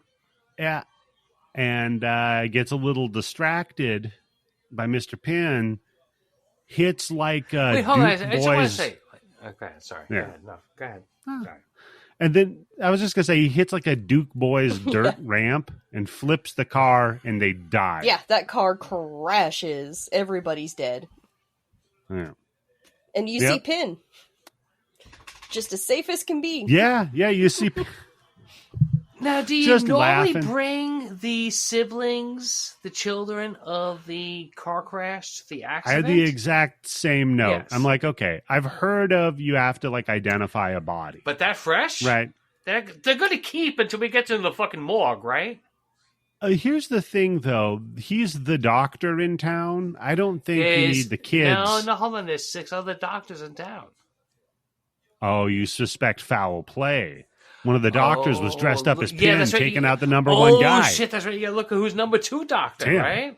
Mm-hmm. Who stands to benefit the most? That's what you have to ask yourself, Tim. I smell a rat in the doctor community of whatever this little town is in Canada. No, so, yeah, you're right, because the cops just bring the fucking kids to like they're peeling the mom's face off of the ground, like pulling her up, and it's stretching. Like, yep. And it's like, yeah, hey, is this your mom and dad? Cool. They're dead. By the way, if you want to take any evidence out of the back of the car, go ahead. Anything in particular kind of you want to bring Pin home? Maybe, I mean, did anybody give Pin a fucking alcohol blood test and see what he's blowing? He's going to be blowing the sun. Tim, but I don't think he...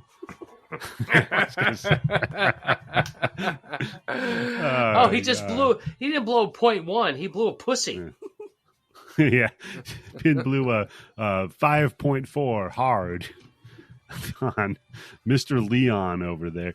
No, so fucking they're dead. And we just got to like the funeral was cool. And then just their aunt is like, I'm going to move in with you guys. And they're like, yeah, we don't want you to move in. She's like, no, I'm going to move in. Oh, this fucking lady, right? Yeah, there's no, I can't do anything about it. I have to move in. It's good for my heart. Meanwhile, she's like, score, big fucking Money. house. I've got to get rid of these stupid kids over here. Those kids are almost grown. Good to go. She can kick them out soon. So it's weird that the kids are bummed out at their clearly dead parents. Well, no, hold on, Candice, because she's still 15 in this movie, I can't tell what the passage of time is. I don't know. They're having a pizza party. Yeah, and let me tell you this. I'll tell you this. That fucking pizza looked good. Looked all right. Yeah, I'm with you. That was a nice Sicilian. It wasn't too thick. It had a nice amount of cheese on it. Coagulated cheese, too. So it was like they got high. Mm-hmm. And like they ordered that pizza probably like 3 hours ago. They ate a couple of slices and like, they're looking at it like, Tim. Wait a second. Yeah. Tim. Fuck that shit. I'm not going to put that shit in the microwave with the air fryer. Tim, buddy. Yeah, that leftover slice, man. Man. That's a nice slice, man. That crust is extra fucking hard.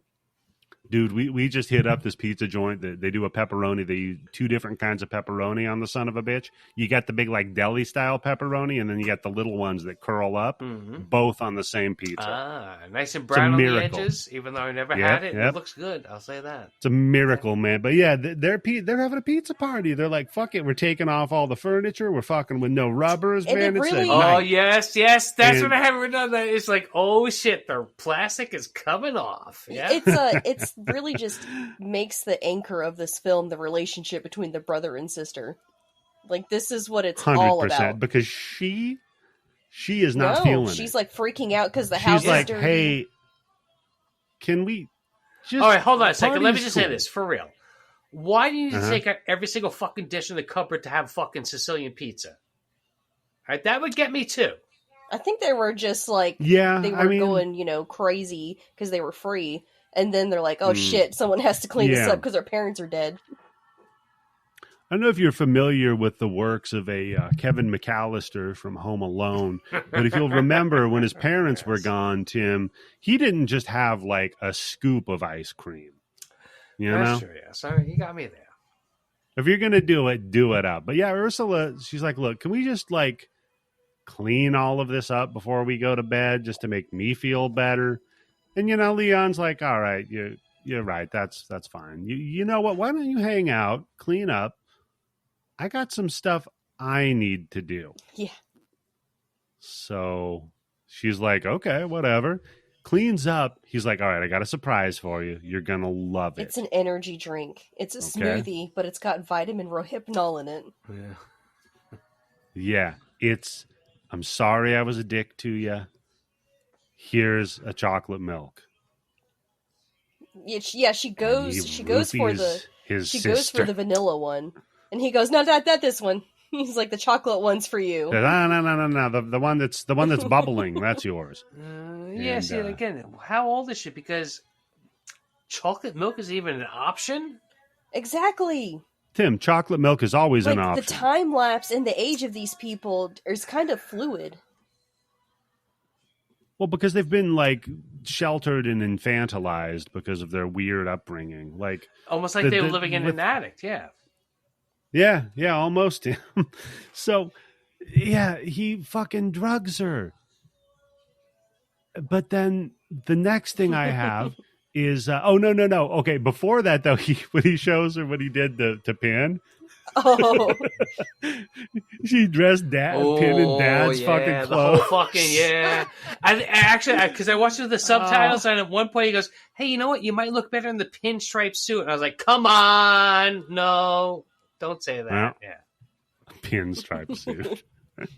So yeah, she's like, yeah, I'm gonna get a gig at the library or whatever. So she gets a gig at the library. This is why you never let women go to the fucking library and read books. See what happens? They get jobs. Yep. But Tim, we got to get to him drugging and raping his sister. I gotta ask you. You think he rapes her? Do you think there was some unseemly shit going? Well, dude, this isn't the first time he's drugged her. So? He had the dosage right. Oh, that's true. He does get it right this time. That's right. Yeah. Yeah. The other time he doses somebody, he fucked it up because it was the first time doing it. Maybe he's not used to drugging people of that size. Yeah. Maybe he's used to his little sister. Hey, sis, you want some of that? Oh, some of that chocolate milk that makes you so tired? You thought he was diddling her and drugging her for and that's years? why she subconsciously went for the white milk instead of the chocolate milk, because she knows what happens when she drinks the chocolate milk. Yeah. See, I'm telling you. Maybe that kid wasn't the football. Maybe that kid did get pulled out in time. This is not the turn I thought this podcast was going to take. Oh, and that's why the dad is willing to do it, because he knows what the fuck it is.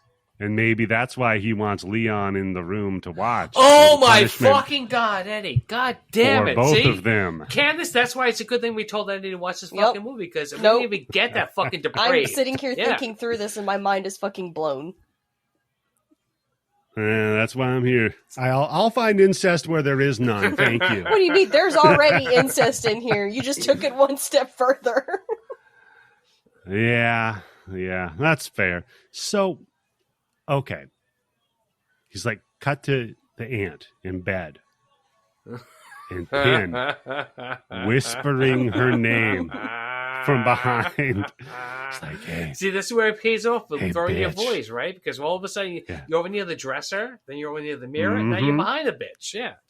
And then she turns around, and Pin is in the fucking bed with her. It sits up.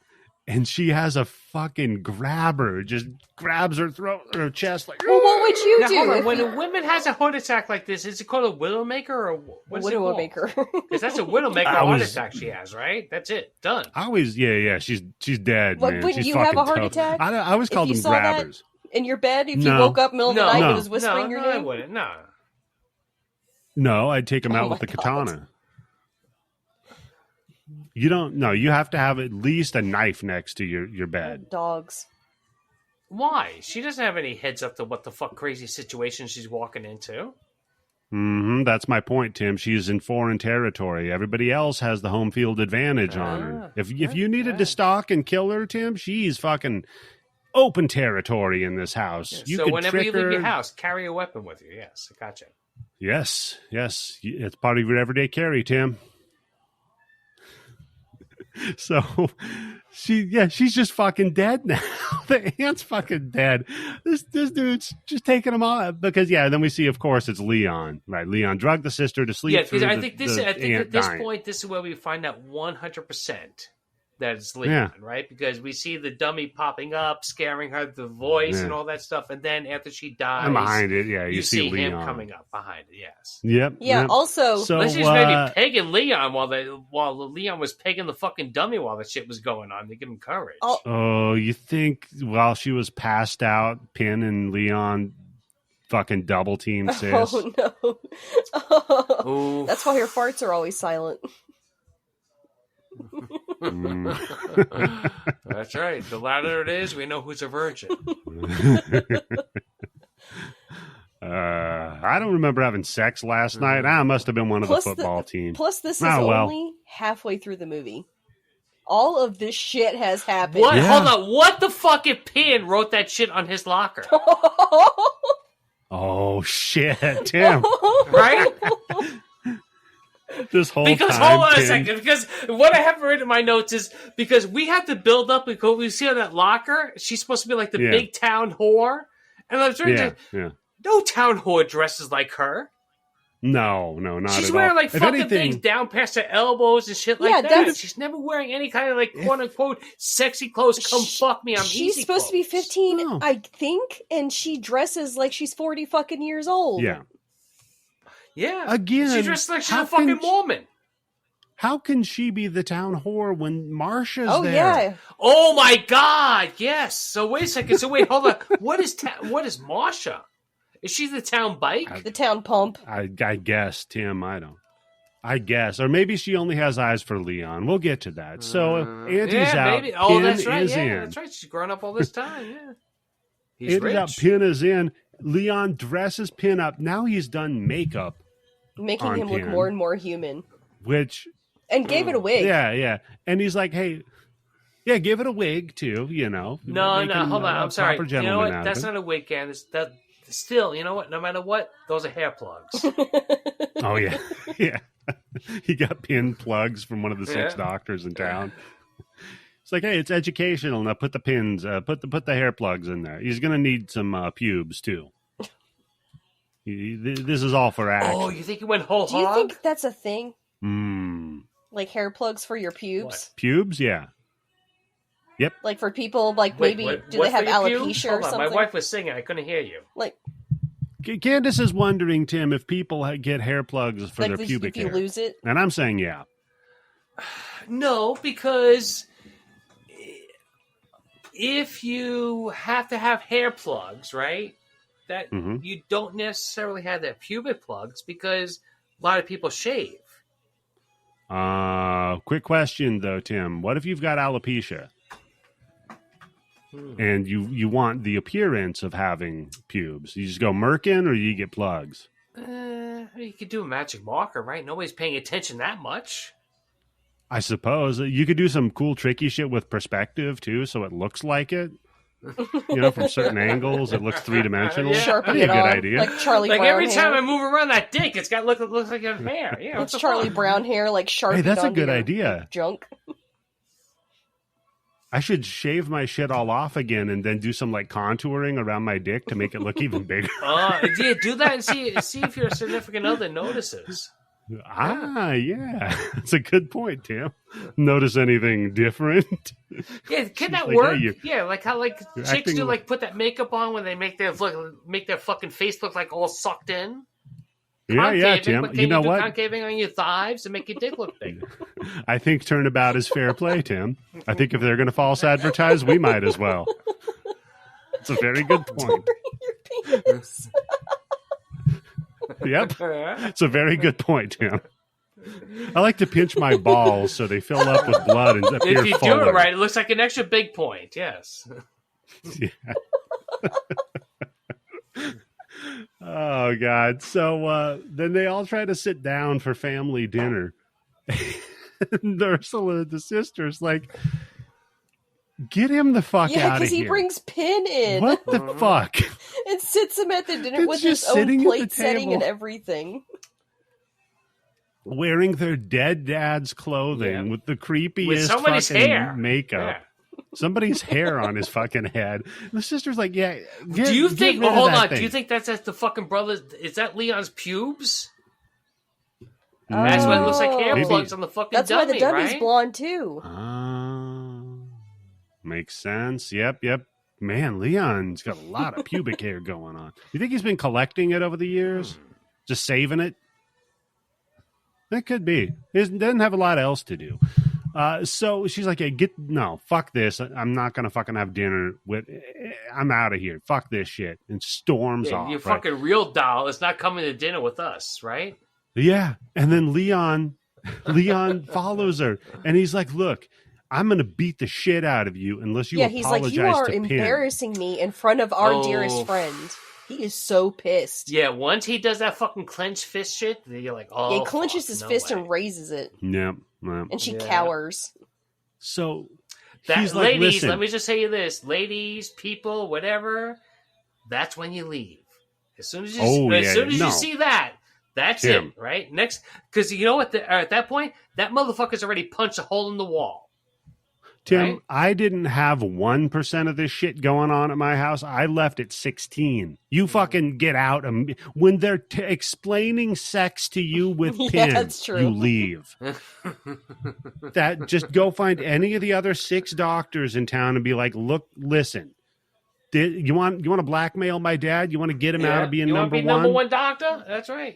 I got the info. From number 5 to number 4, there's a big bump in that pay. Going from 5 to 4. Just when two kids come up for adoption, I'm going to be looking for you. Okay? But we got to get rid of Pin too. So anyway, yeah, she's like, I'm getting the fuck out of here. You're insane. He's like, I'm going to beat your fucking ass for doing that. You go back and you apologize to Pin. And she goes, look, God damn it. Okay, how about this? You can keep your Pin, right? But no family dinners, maybe. And he's like, all right, fine. And he's a I'll talk to Pin. He doesn't even say, all right, fine. He just says, I'll talk with Pin about it. Yeah, and I'll tell. But then Pin agrees to that deal, and he also said he'll be nicer. That's good. To her. So what was he saying before? Yeah. Look, honey, hold on, honey, you got it all wrong. I'm not that kind of Pin. Yeah. It's hard out here for a Pin. Pinning ain't easy. His pin hand is strong. That is true. So we come back to the library. And she's reading books on like paranoid schizophrenics and the women who love them. The title does not fix the fucking category thing on the library all the way at the end of the book. It's upside down. Oh yeah, that's true. So clearly they just had a prop guy print it out and wrap it around there. Yeah, that's a good point, Tim. So then this dude walks in and he's like, "Oh hey, you want to fuck?" I have right here discount Kevin Sorbo. I have written down discount Jay Moore. I could see that too. You know what? I could see that. I might be leaning closer to Sorbo though, because this is a little bit. This is Stan, and we're gonna get to know Stan for a little while. So he's all like, "Hey, you're beautiful. Can we go on a date or something? Maybe." Guess what? I'm the whole package. I'm not only the star of the football and yet, team, but another point. Yeah. How old is she at this point? Because she's dressing. Because she's also driving by herself. And she looks like she's in her 30s at this point. I looked because I kept watching. We were like, "Wow, that fucking girl is beautiful." She's 20 years old, so it's okay. She's a woman. Yeah, and then yeah, Tim, it's safe for you to covet her. But then she also says, I can have this job full time. She's born the same year that I was, so it's okay. She said, I can have this job full time after school. Fair. So she's still in high school. Yeah, that's right. That's right, yeah. And this, He's how old do you think this Stan fellow? Oh, yeah, that's true, yeah. Oh, that's good.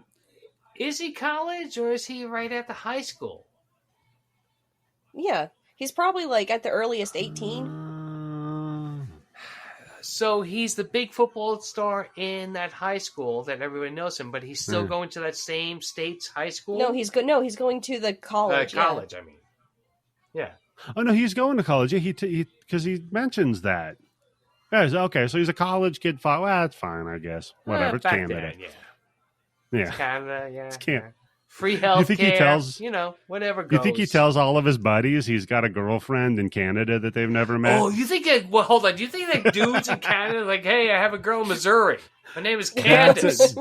That's a good point. If you're from Canada, all of our listeners from Canada, first, I'm sorry. And second, is that a myth? Do you guys just tell everybody like, oh yeah, I got a girlfriend from like Alaska or some shit? Because I think you have to still go north, Iceland. Right? Yeah, you gotta make it really hard because you live in Canada. You're already you're cool with the cold. And my Icelandic supermodel girlfriend. Nobody's ever like,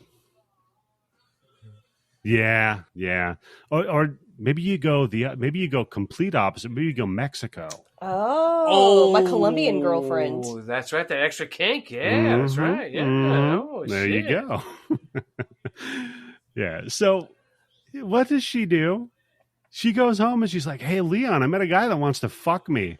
And he's like, that makes sense because you're beautiful and you did have an abortion when you were 15, Let's bring right? that up. That's right. You're easy. Remember? Yeah. Oh, wait. Did he read the lockers? Yeah. That's where he found my number, actually. They said I worked at the library on the locker. So if you ever want to go check out some puss, go to the library. You heard of the Dewey? Well, she's Dewey, all right. Okay. She's got a little dew on her, Lily. No, the joke is she calls it the do-me decimal system. Thank you. See, I set it up. I knew one of you were going to be smart Thank enough you, to finish Tim. it for me. Thank you, Tim. Hey, Candice, mine was do better. valid. So, okay, let's do better. so he's all like, so are you getting, the need? Oh, my God. Because if you are, I got a glass of chocolate milk with your name on it. And she says, sorry, I'm going on I'm going a to date. start just offering. Yeah, she's like, no, I'm going to go out with Stan, a guy who I'm not related to. The guy who rides with Man. Yeah. Yeah, Stan the man. We're going to go out to get some Chinese food. Oh, this is where I have in my notes. This is Wait, where hold the this fuck is where on. Tim Hold has on. the meltdown. Is this? Did they say Chinese food? No. Okay. They didn't. Because I'm going to go off on a rant for like 30 minutes. Get ready. Okay, so they go out to get dinner, and he is using chopsticks to eat his dinner. No, he's using chopsticks in the movie theater. Yeah, they it's brought in the their movie dinner theater with them. that they're using it. Yes, No, but no, they didn't. Come on. No, while they're eating the dinner, he's using chopsticks, and he asks if she wants some, and she says no, because if I use those instead of a fork, we're going to be late to the movie. Yeah, she's like, you know what? I'm used to plastic dicks, not chopsticks. Jesus. I'm used to finger food. If you know what I mean. I'm an oral person. You know what I mean? Yeah.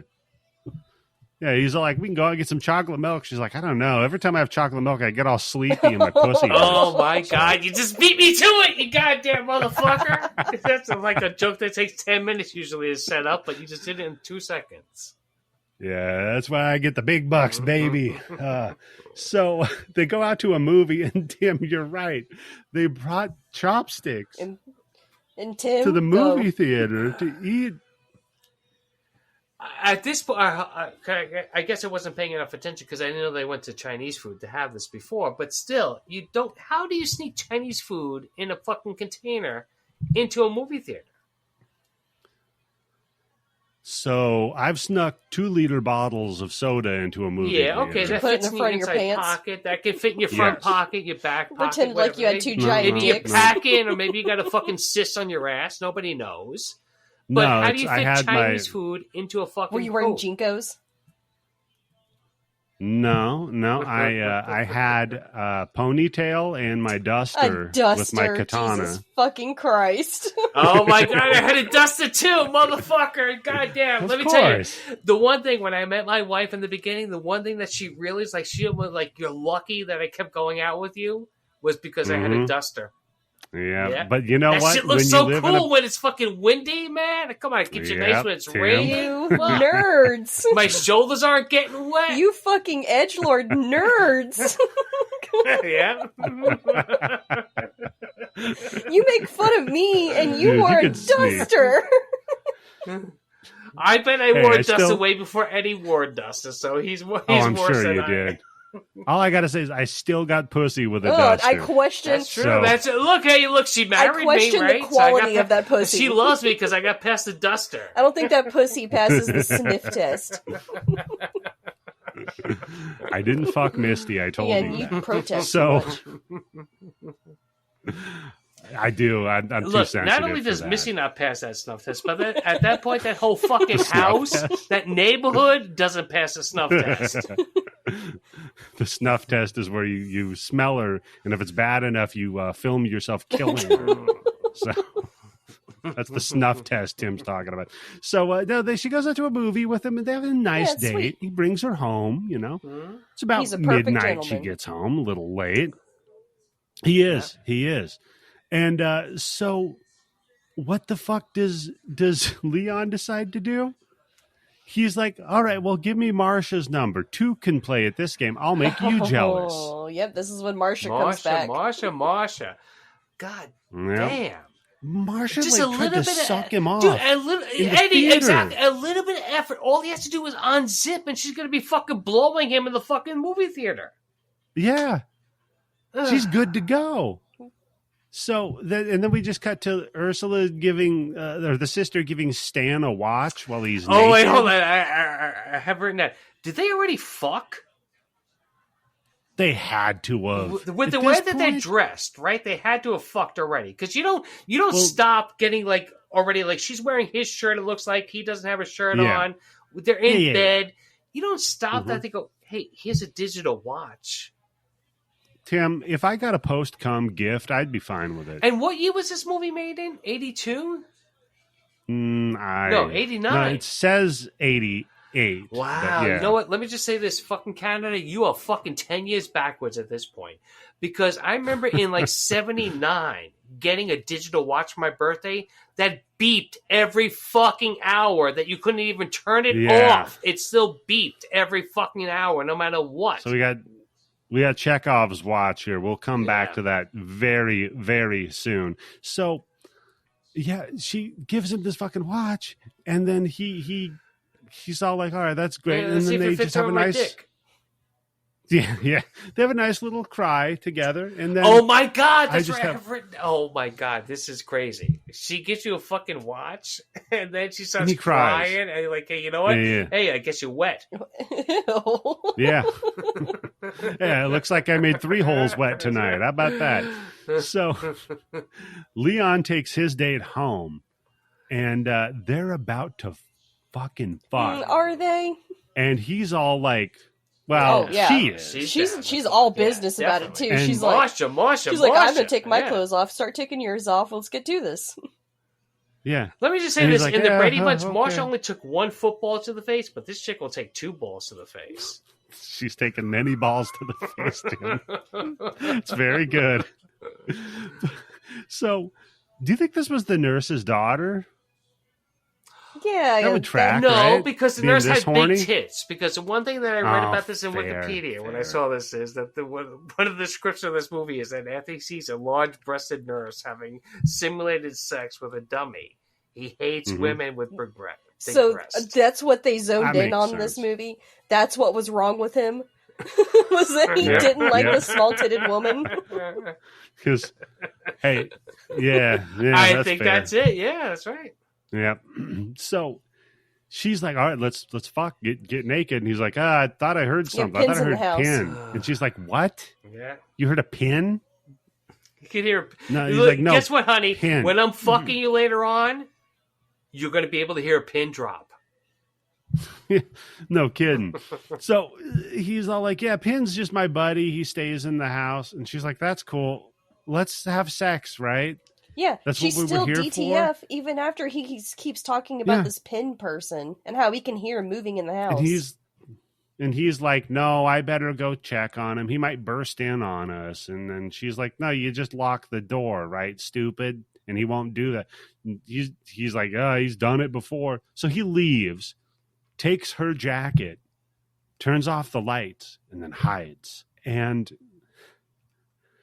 I didn't know I needed a radio-controlled pin, but I got it. Because she gets the shit scared out of her because Pin starts chasing her through the house.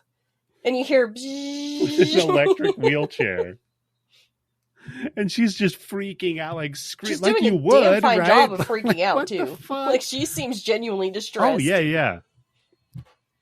Yes. I mean, wouldn't you? Oh, yeah. Even as an actor, wouldn't you? Leon's chasing you with Pin. This dude's already really fucking weird. This is scarier than Billy from Saw, right? Yeah, it doesn't pass the snuff test, man. They were going to really kill this girl. So Pin chases her ass through the house, laughing, chases her to the front door, and then this is when we see as Leon with a remote. Ursula busts in, saves the day. He's like, Leon, what the fuck are you doing? What the hell's wrong with you? So the next morning, they all sit down, have a talk, and Leon says, hey, you know what? I talked to Pin. And she's like, no. And Pin says, listen, Pin's sorry. Yeah, he'll never do it again. He's never going to do that, chasing your friend around that I'm trying to fuck. As long as you don't make him do that, he'll never do it again. Yep. And in fact, Penn says Stan should come over and we should have a family dinner. I have 2 questions for you guys. The first question is, if this was your family, would you bring anyone home? No. Okay. No. What the fuck are you talking about? That's why you move out at 16 years old, right? Yeah. Here's the more difficult question. If you were interested in banging that chick and you went over to her house and this was the situation, would you still bang that chick? Yep. 100%. Yep. I have written down. I have written down so many times. I was like, God damn, that pussy must be fucking good. Holy shit, her height game must be off the charts. I mean, the town's talking that's about true. it. She definitely has the experience. That's right, yeah. She's so good at it, she can even do it in her sleep, Tim.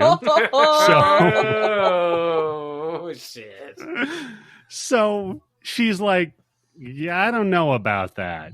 And he's like, nah, it'll be cool. Don't worry about it. It's like, how does she set him up for this? Because when he shows up, he's not shocked. He knows. So how is she setting him up for this? Yeah, you never hear the conversation where she breaches this subject. You know what, Candice? Because she was fucking him doggy style. Oh, do you think he was getting ready to come and she's like, my brother's really crazy? Guess what? Yeah. Yeah, just put it in at the most inopportune moment. That's right. And you're like, what? And he's like, oh, what? Oh, I can't talk with my mouth full. You're mumbling. What? It's like, oh, my brother's crazy. He's got a weird anatomical doll from our dead father that's named Pin. It's after Pinocchio because we were not supposed to lie, and he never could tell a lie. And we're going to go have dinner. Oh, my God. See, again, this is why this movie deserves 2 or 3 watchings, because that comes back. Oh, it comes back. It's almost the entire narrative of the movie, Tim. So he comes, he's like, hey, he comes over to family dinner, He's like, hey, I brought some chocolates. And Leon's like, oh, that's good. Pin He's being so chocolates. fucking creepy. I want to see the next shot of Pin where he's got chocolate all the way in the fucking creases of his cheeks and shit like that. You know what I would do? If I was Ursula, I would just start fucking Leon's shit up and being like, I don't know, Pin did it. Yeah, that's right. Oh, that's right. Pin's mad at you, Yeah. Pin says get out of the house. Pin said you need to leave and take him with you. Motherfucker. Pin said we should write you out of the will, actually. You were telling me the other day. I'm going to sit here. I'm going to watch. I'm going to cuck you with Pin. So then you put in your place. You bring home a little baby doll and you're like, Pin raped me and I got pregnant. Here's our kid. So we need to Pin needs to go to jail for rape. So no, instead they're having a good dinner, and then Stan plays along. He's like, "Oh, nice to meet you, Pin." And he is like, "Yeah, Ursula told me all about you." This is insane. This is really insane. This is where I'm wondering at the point of are they right where this guy's in it for the money?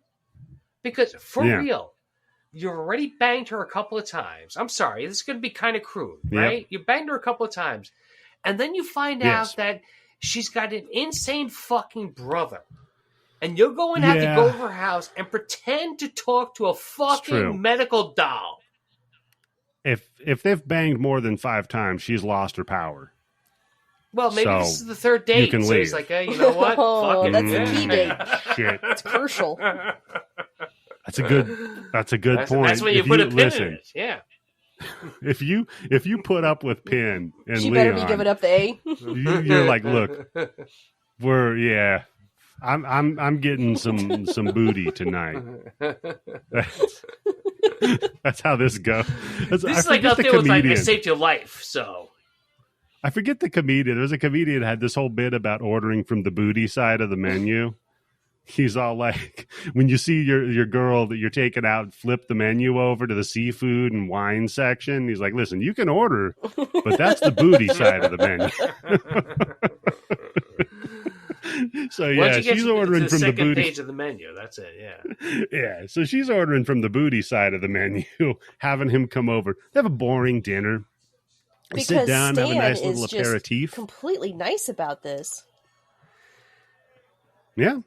Yeah, just very cordial, And you can tell. It's like, okay. And by the way, that Leon is pissed. absolutely pissed that Stan is being so nice. Yeah. So then Leon's like, okay, well, let's retire to the the parlor. No, not the boudoir. We're going to go to the parlor for a nice aperitif in front of the fireplace, and I'll read you some of my selected works. He does poetry. We know that Ursula's working at the library. We don't know what the fuck Leon's been doing this entire time during the day. We don't know how much time has passed. Wow. We don't know what he does while she's at work. I guess he's been cleaning and cooking and writing poetry. Well, she doesn't have a full-time position yet, so... Right, yeah. She's only part-time there. No, and he doesn't. Still got to go to school. He graduated. No, that's why he was going to college. Yeah. And then that he didn't want to go to, so now he's just not going to college. Yeah. Yeah, he doesn't have a lot of aspirations in life, except for to be a poet. Come on, with $700K in the bank, do you have to? Fair, yeah. $700K Canadian too, Tim. Shit, that's like how many loonies? That's a lot of loonies and toonies. They got cartoon money. They sure do. Thanks, Candice. So that money with the queen on it no good anymore? I have no idea. I guess they have to reprint it with the king now, right? So he's like, all right. So he's like, I'm going to read you some of my poetry. This is about my hero Testes. Testes, yes. This is incredible. And, yes. He would like to become immortal. I put in my notes, you think this movie could not get any more fucked up. And then it does. Incredible. This is what you decide to read to this dude. This is what you decide to take out of all your fucking poetry since you're 14 or 15 years old. This is what he's been thinking about all day, every day. Yep. So he says, okay, so this guy Testes, he's like my Beowulf, right? And really what he wants to do. But go ahead, yes. He's more like my id. And what he really wants to do is he wants to become immortal by having all of the children. 173. Impregnating every woman. Yeah, and then the guy's like 173 kids. Huh? He's really virile. The ones I know about, you know what I mean? Yeah. And Leon just gives him fucking daggers. He's trying to be friendly, and Leon's like, you're ruining my moment. He just reads this poem about rape. He's like, okay, this one's about him contemplating rape the first time. He's talking about the blood rushing and all the, going crazy, and it's the only thing you can think about, and, damn the consequences. And then he says, and all of that while he's staring at his sister. And you cut to Stan's face when he says this, and Stan looks horrified. But what's crazy is the sister looks like, hey, this is normal. This is a normal Friday night reading. She thinks nothing of this. She's not threatened by this. She doesn't think it's weird. Yeah, she's like, oh, that's cool. All right, that makes sense. It's not him. It's Testes. It's a fictional character. Yeah. She's like, so, bro, we going to have some of that chocolate milk we always have after you read your sister rape poems? No? That's the aperitif. Okay. So, at this point, you just have to show her a glass of chocolate milk and she passes out. It's the amuse-bouche right there. So he tucks in Penn, walks downstairs, and he hears Ursula talking to Stan. Stan's like, yeah, we need to lock him up in the hold on. bin. You miss a whole part where he's talking to Penn, and he's like, dude, this guy, he fucking loves my podcast. He's told me he's downloaded all the episodes. He's going to start at episode 1. He's going to go through all of them. Yeah, he's so you know what? Penn. He can't be that bad, right? Like, Penn, the guy likes my poetry. Penn, what do you he's a good guy. And Penn's like, I don't know. Keep an eye on him. He might be crazy. Or he's going to have his one eye on your sister. Yeah, he wants the money. He wants her money. It's like, okay, Penn, that's weird. He walks downstairs. It's just Stan like, can we move him to the loony bin? I mean, no, we're in Canada, so that would mean bin? Like... Yeah, I was going to say that would be like Scrooge McDuck's money bin in Canada. So I guess we got to move him someplace else to get to a home to get some fucking care. How about that? And he overhears this. That's it. guess what? Oh shit! You haven't been listening to my podcast. You haven't even given me a fucking review on iTunes and the Spotify. sister is dead set against it. Motherfucker. She's like, "This is my brother. I don't want him being put in a home. He's the only family I have." Yeah. She's like, I've read books about psychology, so I know everything about it. She did her own research. Let me explain it to you. Me, the high school girl, let me femsplain to you about fucking psychology. Yeah, you got your fucking He's got paranoid. He's got paranoid schizophrenia, and I think if we just let him have Pin, then he'll be fine. Mm-hmm. And that's so how Stan's we got the situation we're in now. Yeah. So Stan's like, yeah, it's cool. So then they see him, and it's like, hey, come on, guaranteed at this point. Yeah, you 100%. Want me to stick around? You better be. Let me stick in your brown. Around. Yeah. They'll stick around if you give up the brown. That's what they should have been teaching the girl. So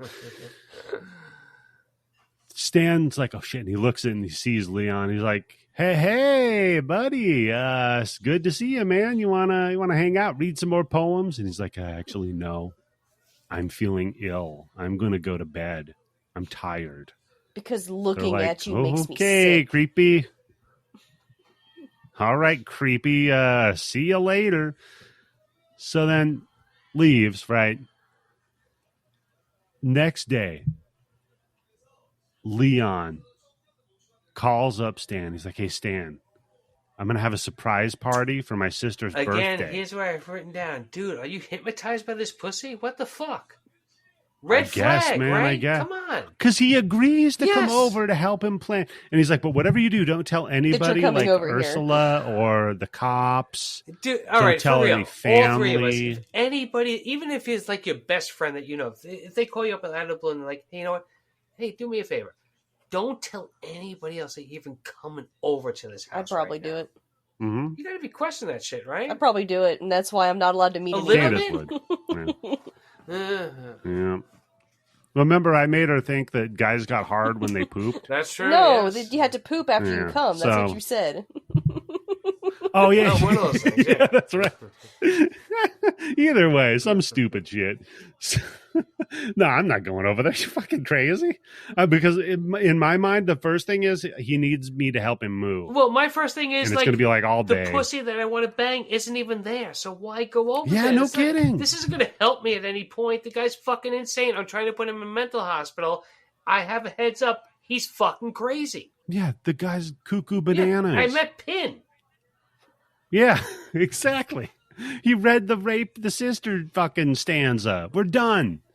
So he comes up. He's like, let's plan the surprise party. Like a dumbass.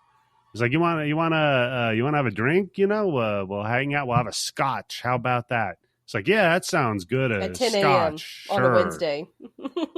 At 10 a.m. on a Wednesday.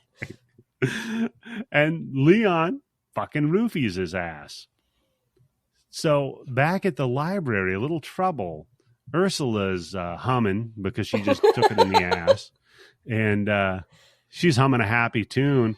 I'm sorry, I just want to get water, but isn't it easier to roofie whiskey or scotch than it is chocolate milk?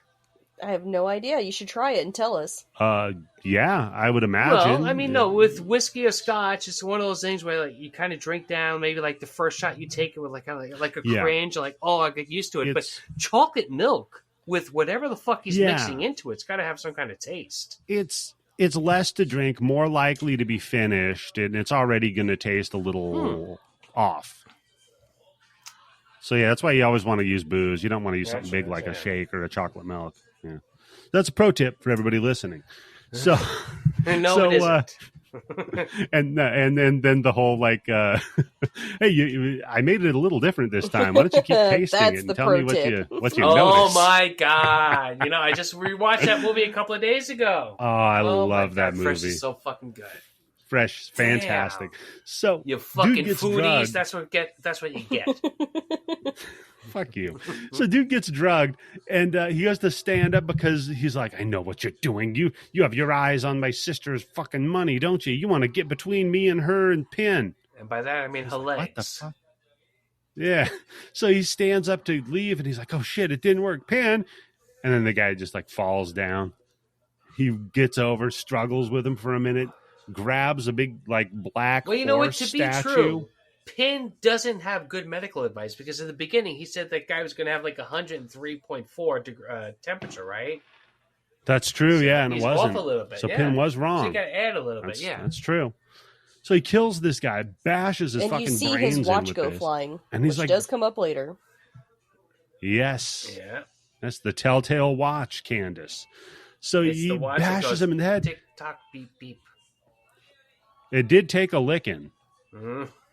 So he's all like, Pin, what the fuck, you fucker? You told me 200 milligrams would be enough. And he's like, look, what do I know? I'm a dummy. But you didn't wait long enough. Come on. Yeah.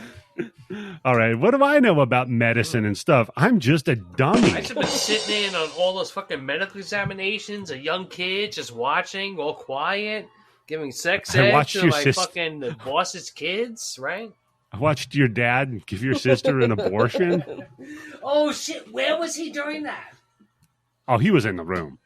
Do you think he didn't turn him around? No. Dad had Pin narrate. Do you think that when he was giving the kid the abortion that he was talking like Pin? No, I think he made the pussy talk. He threw his voice in a pussy. It was big enough it would have an echo. He was like, oh, I wonder what the baby sounds like in there. Don't kill me. Don't kill me. It depends on what scene I'm in, so I don't know if I can talk yet. Well, Wow, Candice, look at that. Candice was laughing when I was ventriloquizing a baby being aborted was what she likes. So gynecologist / ventriloquist. It rhymes, right? Yeah. That's a double threat. You want to be a gynecologist and a ventriloquist? Hey, you know what? Let me learn something that can put women at ease. Yeah.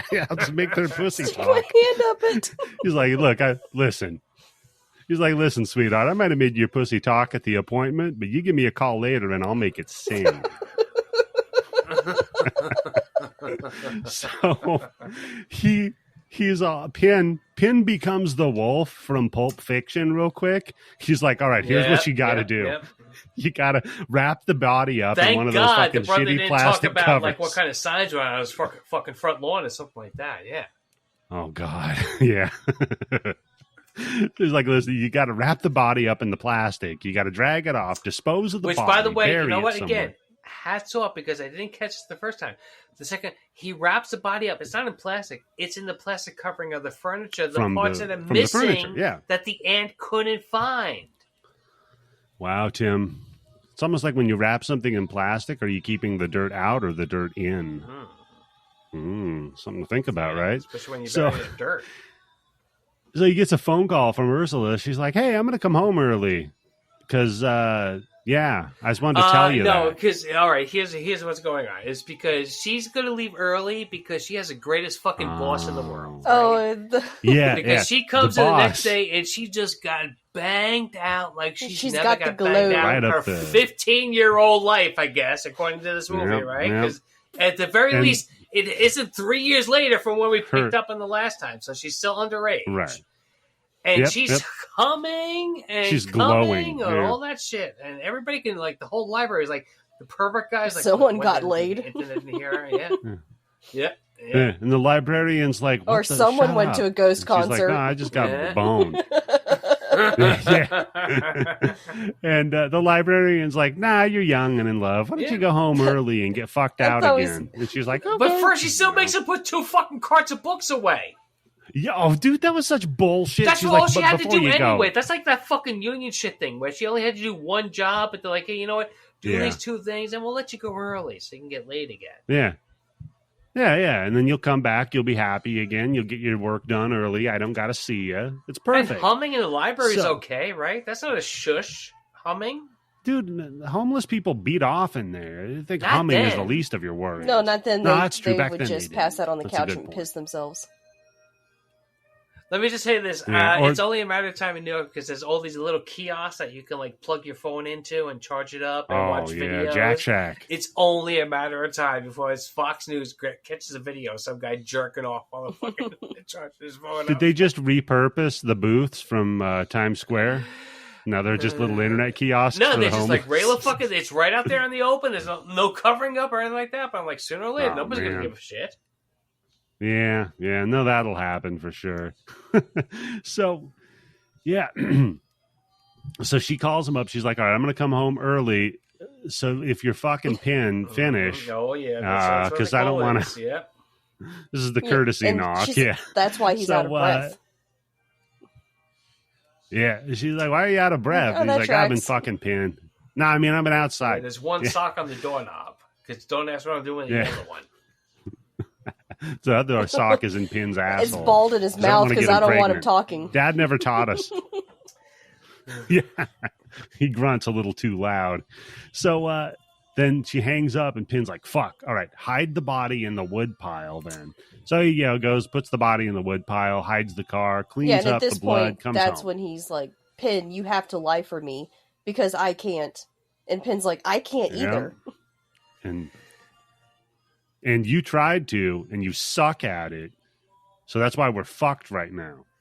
This is a weird mix of somebody who's a killer, right? Because Pin is telling him to clean up the scene, but then also Pin is telling him to put the body in some place that's obviously going to be found very easily. Well, the idea was to put it in the wood pile temporarily, just until he can drug the sister and then go bury it. Another chocolate milk night at... Also... 15 or 22 years old. Also, at this point, is he a bad guy? If he's this mentally ill, he wouldn't be culpable. Oh, yeah, he killed a man. He's not of right mind. I know. All right, at a certain point, Candice, that's a good point, because I've written down at this point, like, who is the worst one?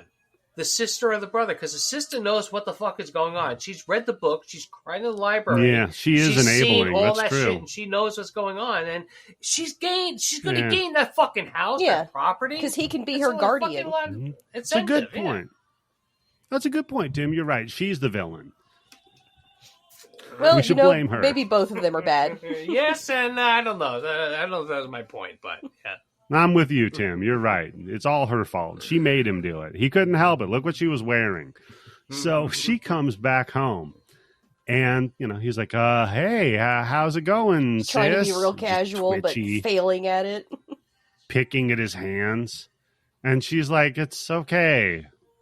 What's going on, man? He's like, Stan called me, and he canceled your date because his friend's sick. And he's like, what? Yeah. Yeah. And shut up, Tim. He said he's his biggest fan. Now, and she's like, wait, why is he not coming on a date because his friend's sick? That doesn't make any sense. Yeah. Anyhow, whatever. Let's have some dinner. Well, I will say this. Again, at the time that this movie was made, that kind of was a trope.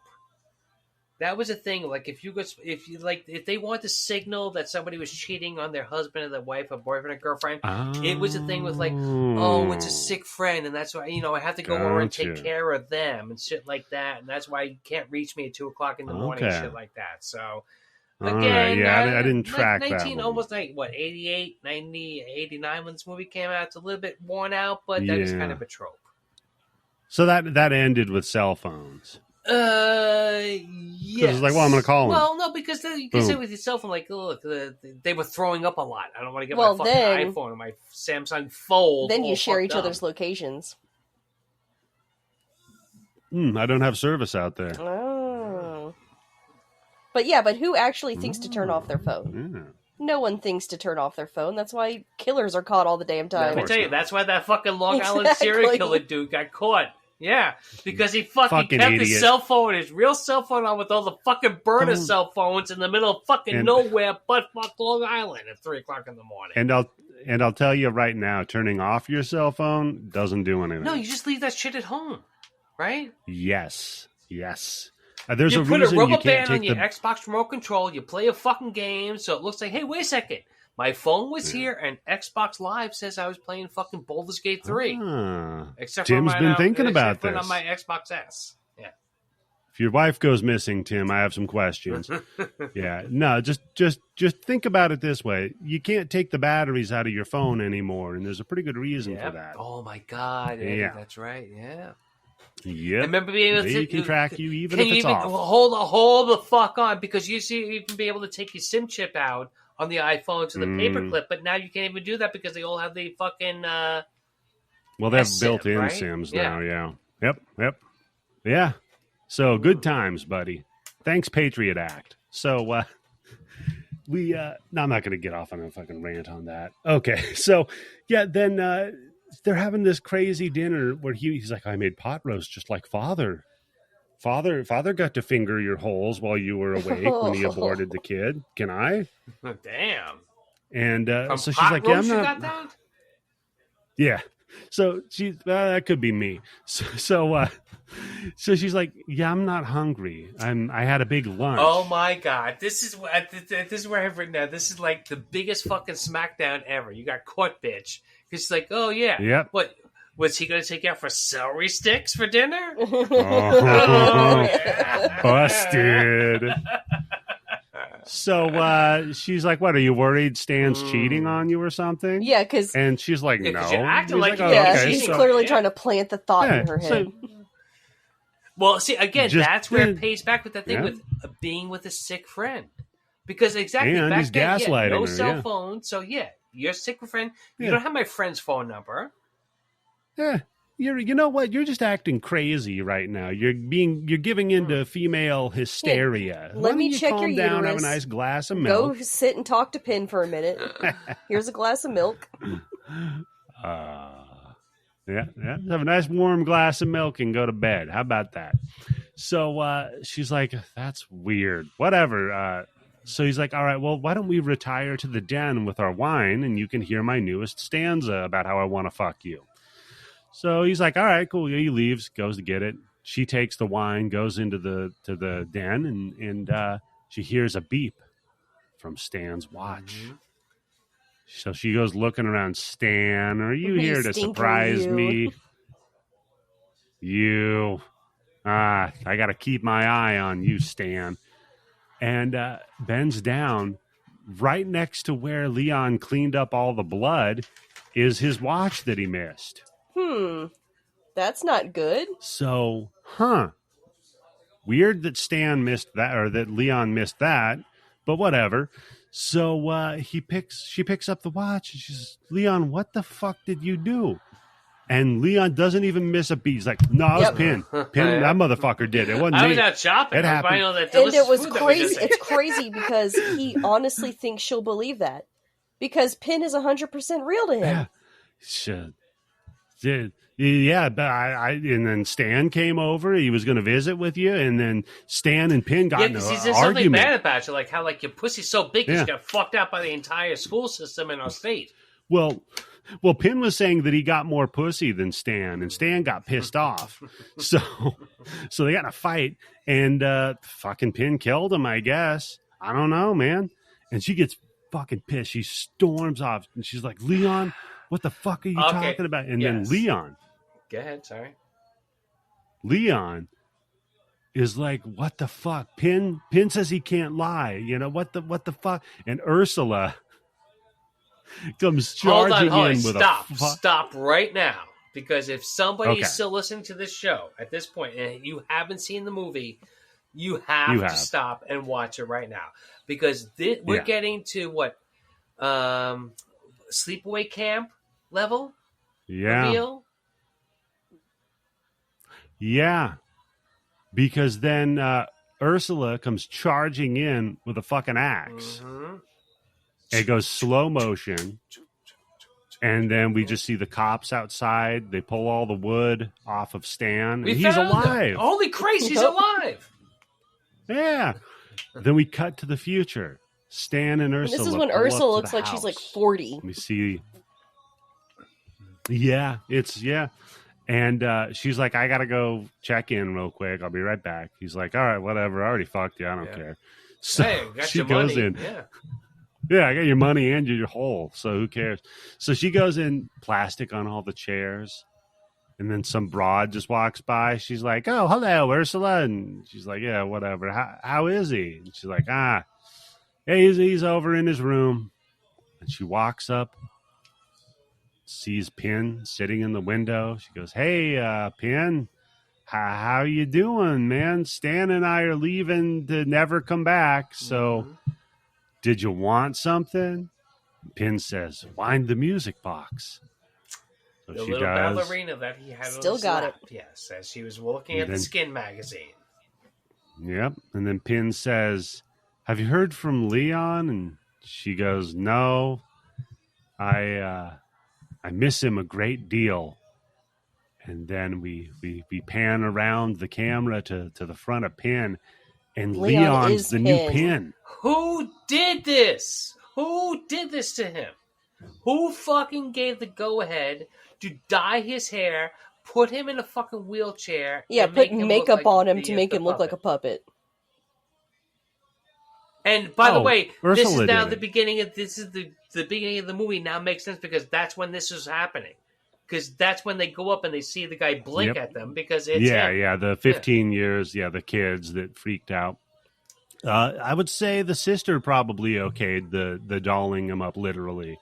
But somebody is dead. How does this get past a judge? How does this get past a DA? There's not, Tim, they're They're not rich dealing because with they got judges. 700,000 Canadian loons. Wait, who's dead? The parents? The guy is dead. The boyfriend is dead. No, he was he's not. attacked. He's not dead, Oh. Tim. They found him alive. That's true. Because I have heard that Canadian shit. penal system. I is a think little I bit just did the lenient math in on my that head. people, yeah. Yeah. Okay, so at the Really? beginning Just of the now? movie, that was 15 years in the future. Mhm. Then it goes back 15 years. Okay. And would say that Yeah. the daughter is Uh-huh. like 5. So if you go forward 10 years, she's 15. Yeah. And so if you go Yeah. forward, how many? Another 5. Yeah, she's 20. 20. Yeah, that's That how would old be the she is at this 15. moment. Okay, yeah, that she looks like tracks. she's 40.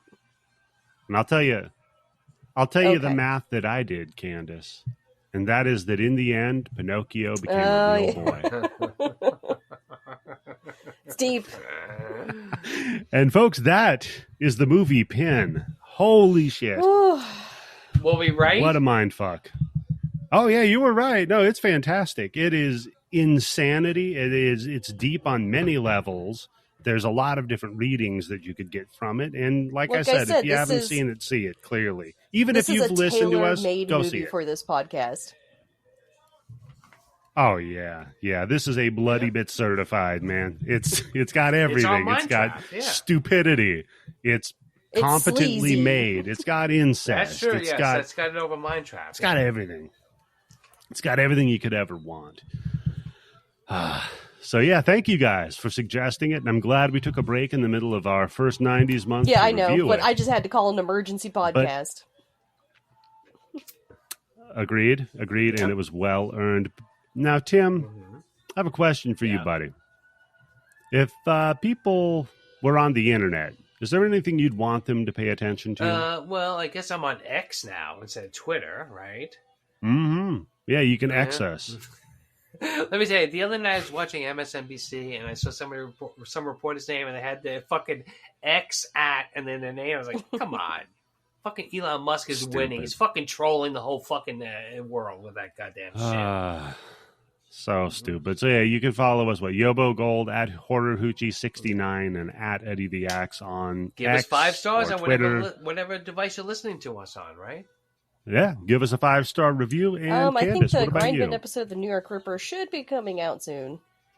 And of course, I heard that it's not coming out because Fantastic. you've been saying that for I the know, last 3 I shows. know. Well, I'd happened to record right at the beginning of summer sequel month, so of course a month's I gonna heard pass. you ducked it up. Nice.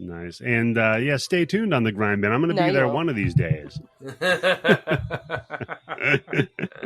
I always pick stuff, and they're like, I don't. Mike's like, I Waiting don't for know about that. incest. Ed. Yeah, you just took an incest movie away. I know. Yeah. Oh my You know what? god! I should bring Pin to the Grind. Nah. This can be our little dirty secret. And if you Is want there a more of our mustache in dirty this little movie secrets, at some point? no. There isn't. But Holy whatever. fuck. Wait Yeah, a because second. everybody in this, Did we just get through We'd a like whole to everybody in tune this in movie is more. fucking blonde. They're all wasp in this movie. Yeah. Blondes look weird with mustaches. So, yeah, that's... Yeah. So, hey, why don't you go check us out on Patreon at patreon.com/Bloodybits, where you can get access to our blood bank. How many movies now? Because I looked at it, I was like, holy fuck. Every, 2 days I check into it, and there's, 10 fucking new movies added to the blood bank. Oh, yeah. No, they keep trickling in here. We are getting to the upper end of our capacity on the blood bank. So we might have to do another little... 30 terabytes. That's a lot. Fuck. But now we're at 6,390 movies. And I'm going to give you some of the newer ones that we've had added here. Voodoo Possession from 2014. When a man must search for his missing brother in a Haitian insane asylum, he discovers that all of the patients are possessed by an evil voodoo spirit, hungry for sacrifices of blood. Starring Danny Trejo as Cross with a K. That sounds good. So that means he's in that movie for 3 minutes. Guaranteed he's in that movie for 3 fucking minutes, right? Yeah, and if that's not your vibe, though, Tim, if you want a little more of a Yobo pick, we've got The Great Smoky Roadblock from 1977. Oh, I know. Is it with Henry Fonda? Henry Fonda's in it. Yes, Robert Englund is in it, Tim. It's a movie about an aging trucker. He drives a bunch of hookers around in the back of his truck or something, right?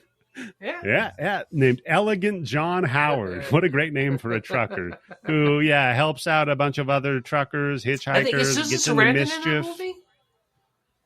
Yes, she is actually. I'm not fucking around. Yeah. I'm old. No. So if you want to get access to all that and more, patreon.com/Bloodybits. And God, I think that's going to be a wrap on Pin. We'll put a pin in the episode.